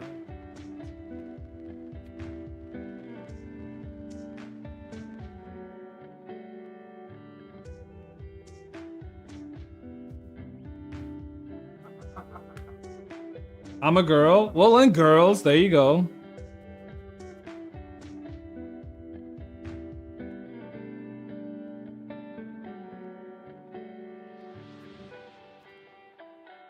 We're just humans talking about human things. Yeah, well, my wife was also adding basically in a conversation that, like, it's also like demand for successful men, basically. Like, Russian women tend to like have like super high demands for men financially specifically, and they don't really care about the looks as much. And she was saying that like meanwhile in the West, for example, women are more oriented on looks, for example, than money. Like money is not that big of a deal. But I was saying that like money is also a big deal in US, but I would agree that women in the West do care about looks a lot more than they care about financial position, because like there's even memes about this, right? Like, oh, I want my guy to be like 6 feet at least, right? Or, you know, whatever the fuck. But you see it all the time, and I see it myself all the time whenever I go outside and I see like good looking girls, for example, and we have a lot of Russians right now here in Georgia, but there's like good looking girls with some ugly ass fucking dudes. And I mean, yeah, like these dudes probably have a bunch of money. I mean, how the fuck were they able to come here, obviously, then, right?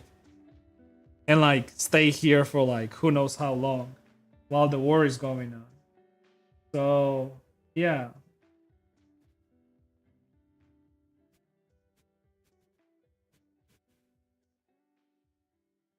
It's the 360, 6-figure salary, 6 feet tall, 6 inches.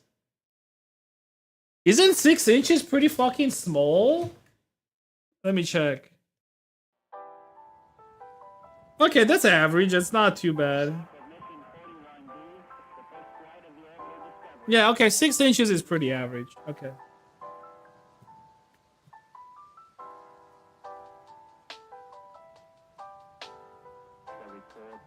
It is below average. 6 inches is definitely not below average. 6 inches is the average. You can like, I'm pretty sure there is this penis size chart by country.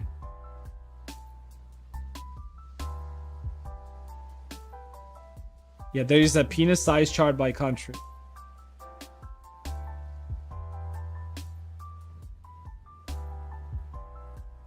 Oh yeah, like 6 inches is pretty much the average throughout. Well, at least like the big boys. Let's see, where's Georgia? Georgia, 6.15. Hell yeah, buddy.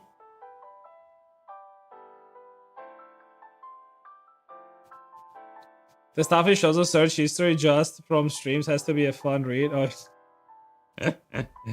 God damn it. How did they get data from that? Probably like, I don't know actually. Let's see, where's Ukraine or Russia? US, where's US? US. Where's US? Wait, US is not here. Oh, wait.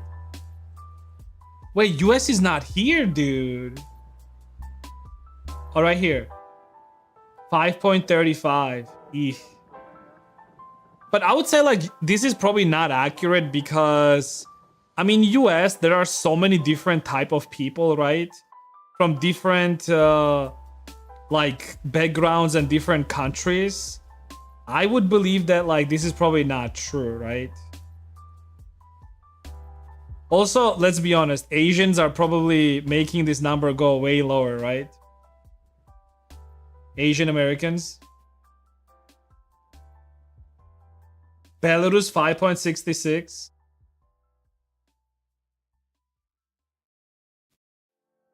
Russia 5.2. Small PP country. Small PP country, Russia. There you go. There you go.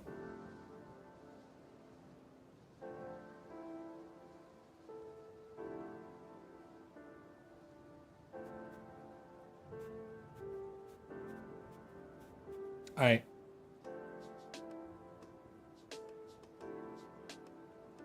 Small PP, more brain, more intelligence, more blood in brain. No, not true.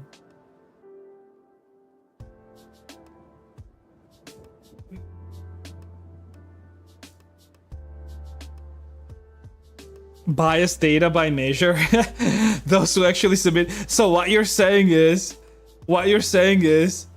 for example, the fact that Philippines average is 4.27 is that the men that are there, they thought that 4 inches is actually a big cock, so they send in their data. So the actual average is way fucking smaller, is what you're saying?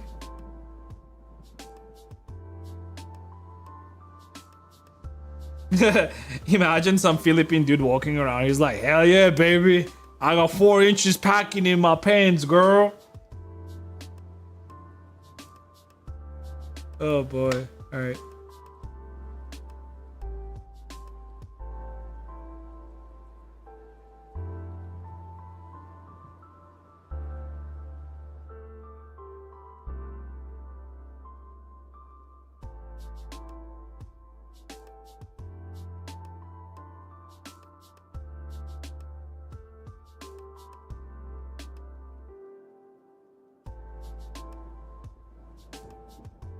Like it doesn't matter what music is playing. I can only hear the Da Vinci's. I was like, oh, for my country by a good margin. Not that I. Okay, dude. We got somebody packing some heat here. All right, buddy. You don't gotta be like that. All right.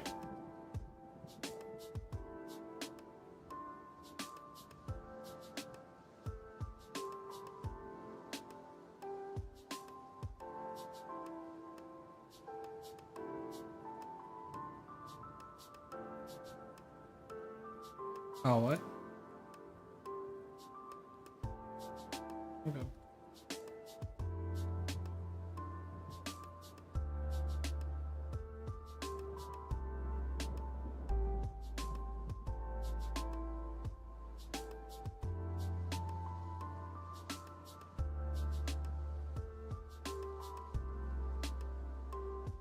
How much do I hate Russia? Not enough.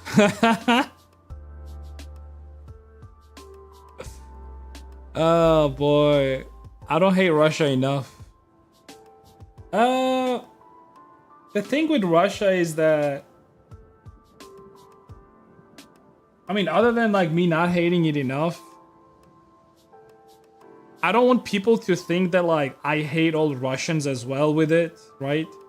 I obviously understand that there is politics in place and like people do not equal the government, right?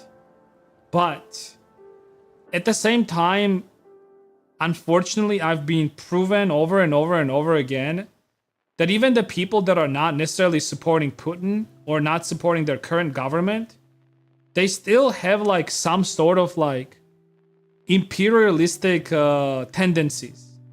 And that's something that I don't like about Russians, right? They always tend to be like proud of their country, even though their country has not been doing anything positive for their neighbors around them, right? So my question would be like, now I understand that like you should also not hate your country, but you should definitely critique your country, right? Like blind patriotism is not anything good, right?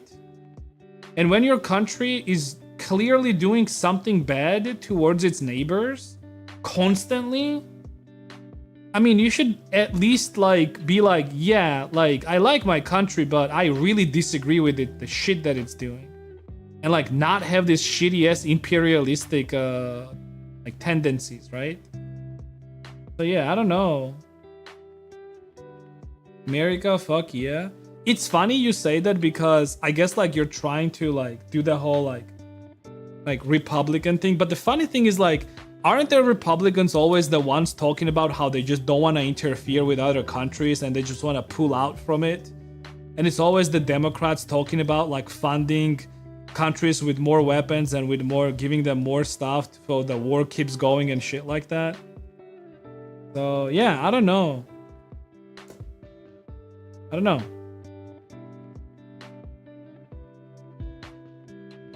Making joke about blind support. Yeah, I get what you're saying. It's just blind patriotism, right? I get it.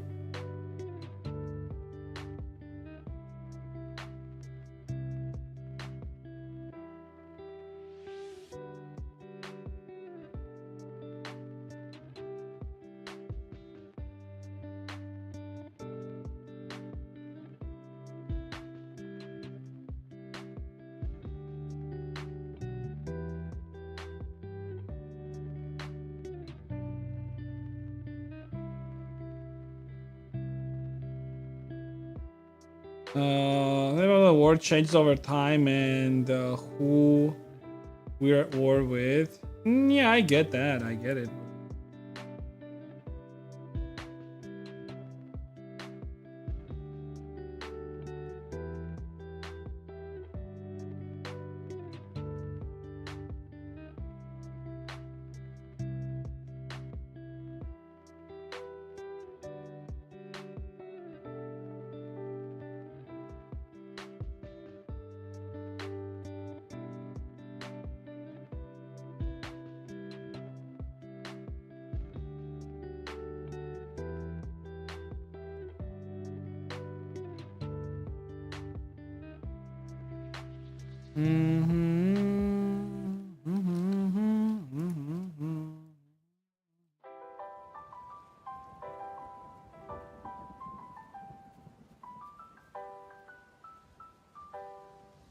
I'm gonna do like some flat colors here today. I'm not gonna be doing like whole painting because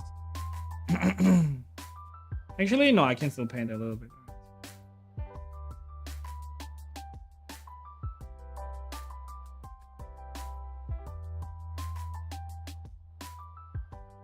Actually, I'm just gonna make this.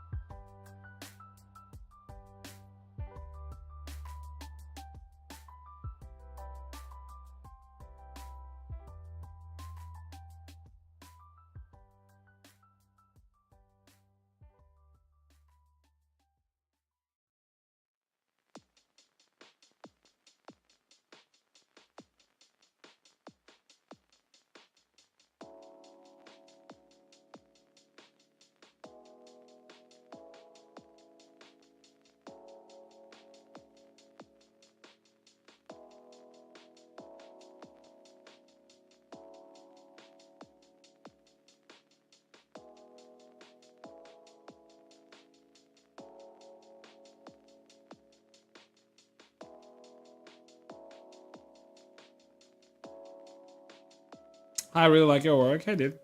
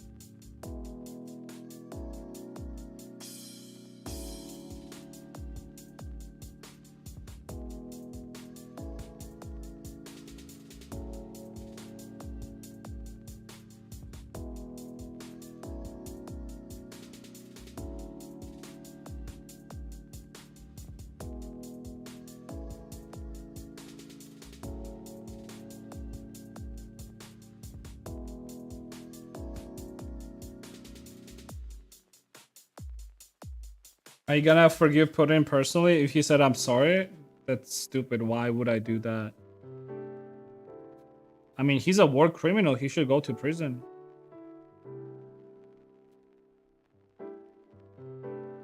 I actually think that death is probably the easiest way out for him right now. He should definitely go to prison and be in the worst conditions possible till the end of his life. I mean, I actually don't even like the argument of like, oh, but like, what about taxpayer money? Like, it's okay.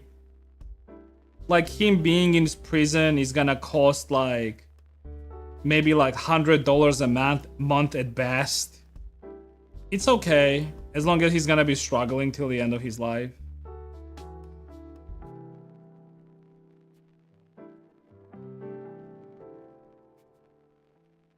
What if I said pretty so sorry.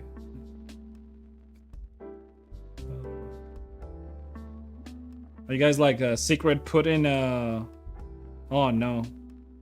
Oh no. How did I paint that?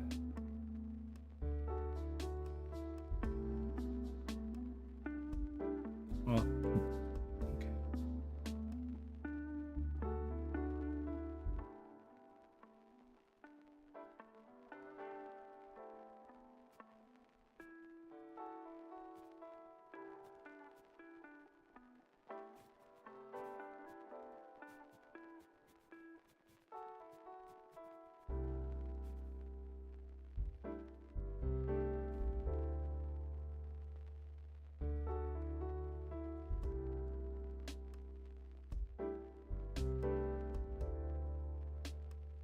Wait, do Russians still think that like somehow defending Putin's name is some sort of like a pro-action, pro-Russian, whatchamacallit, like thing to do, like a very patriotic thing to do, like supporting your leader no matter, like, no matter how many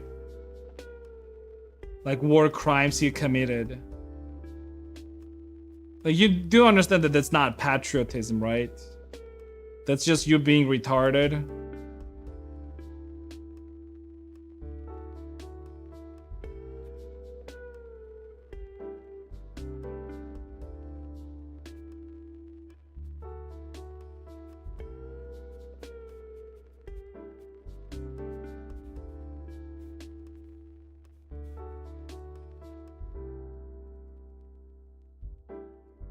They have a long history with that, with what, being retarded?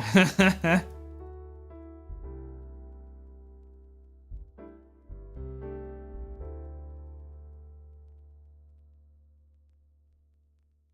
remember like my friend telling me about this, how basically the biggest problem with Russians is that after the revolution that they had, I'm not sure where it was, but whatever it was, and after them killing basically all like smart and noble people, there was like literally nobody smart left in the country.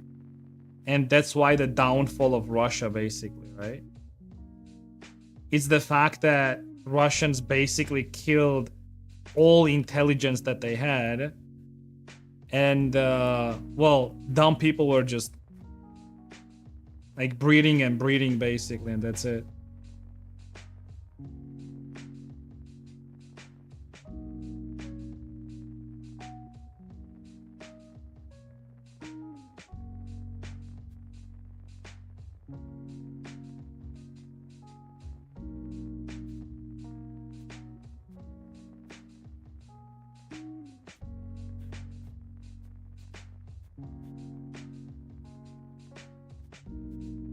Fetal alcohol syndrome is prevalent in Russia. No, I know that. Like, I get it. Like, because like they drink a lot of alcohol, and like most women don't care about it during their pregnancy, and obviously it affects the child, right? And it affects the and then like basically kids come out being fucking retarded straight up. I get that, but you know.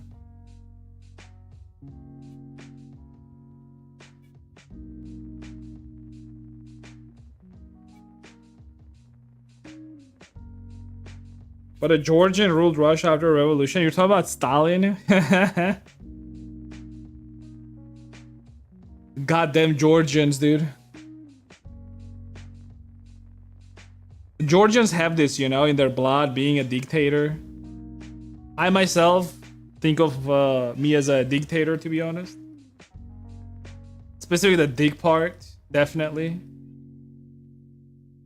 Dictators. You guys like some dictators? I like me some dictators.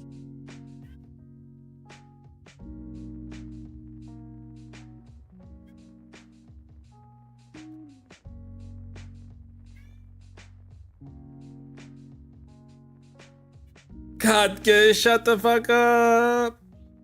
Shut the fuck up. Why are you meowing it? You've been meowing for 2 days now. Ah. What a bitch, dude. What a bitch. What time is it? Well, it's time for me to end the stream, I guess. I'm gonna be done, actually. I'm pretty tired, to be honest. I'll come back to this and gonna continue texturing tomorrow, okay? Plus my cat is meowing at me, so I gotta go like do something with it. Not anything bad, just play with it. Anyways, I'm gonna be done. Thank you guys everyone for hanging out. Hope you guys enjoyed the stream more or less. If you did, make sure to follow it. I'll be back tomorrow. I do wanna, to be honest, like stream slightly longer, but I'm trying to just ease myself into like positive thinking about streaming as a whole. Because I did have some problems with it a couple weeks ago, and maybe a little bit of burnout, maybe not, but we'll see. But yeah, I do want to ease myself into like streaming more hours potentially, so I'll do that. But yeah, anyways, thank you everyone though. Thank you everyone for hanging out. I'll be back tomorrow, like I said. I'm gonna continue working on this. I'm gonna be doing texturing exclusively tomorrow, obviously, right? So come back if you wanna watch me how I do this stuff. Anyways, check out links in the chat if you're on Twitch. If you're on YouTube, they're gonna be under the stream as well, so do check that out. There's Discord. Obviously join our Discord. I post stream announcements there where I'm live. We also have channel there for Blender help if you want some Blender help. We also have channel for art and whatnot if you want to post your art there. Follow me on Twitter and Blue Sky, obviously, if you got accounts there. Check out YouTube, check out Twitch, depending on where you are. I'm streaming on both platforms, just so you know. The only difference is that on Twitch, I'm listening to whatever, and on YouTube, I only can have like non-copyright background music, right? So that's the only difference, literally. I'm still reading both chats. They're like next to each other for me on my other screen, right? So I'm still interacting with both of you guys like similarly. Not a big deal. Yeah.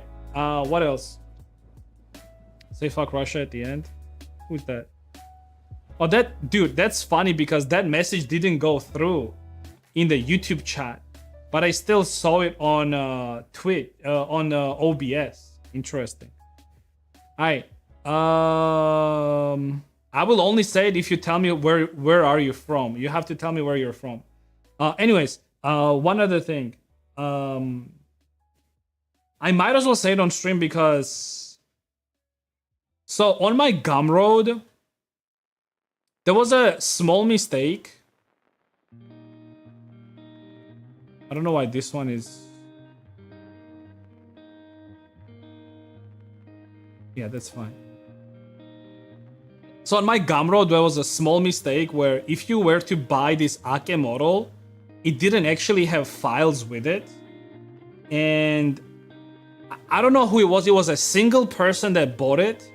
I just want to let you know that single person, if you're watching this, it does have the files now and you can purchase, you can just download it. That's all there is. Also, I do have Lena available on Gumroad as well if you don't want to deal with booth, right? So do check out my booth and do check out my Gumroad if you want to purchase some of my models. I'm probably going to be putting like some of the 2 other models that I made before and I didn't put it up. But yeah, here's my booth. You can check out my booth. You can purchase some of my models here. If you're not gonna purchase it, at least just like give it a like, all right? Specifically to the Lina model, okay? Very much appreciated if you do that. All right. Anyways, thank you everyone. I'll see you guys tomorrow. Okay. Bye bye.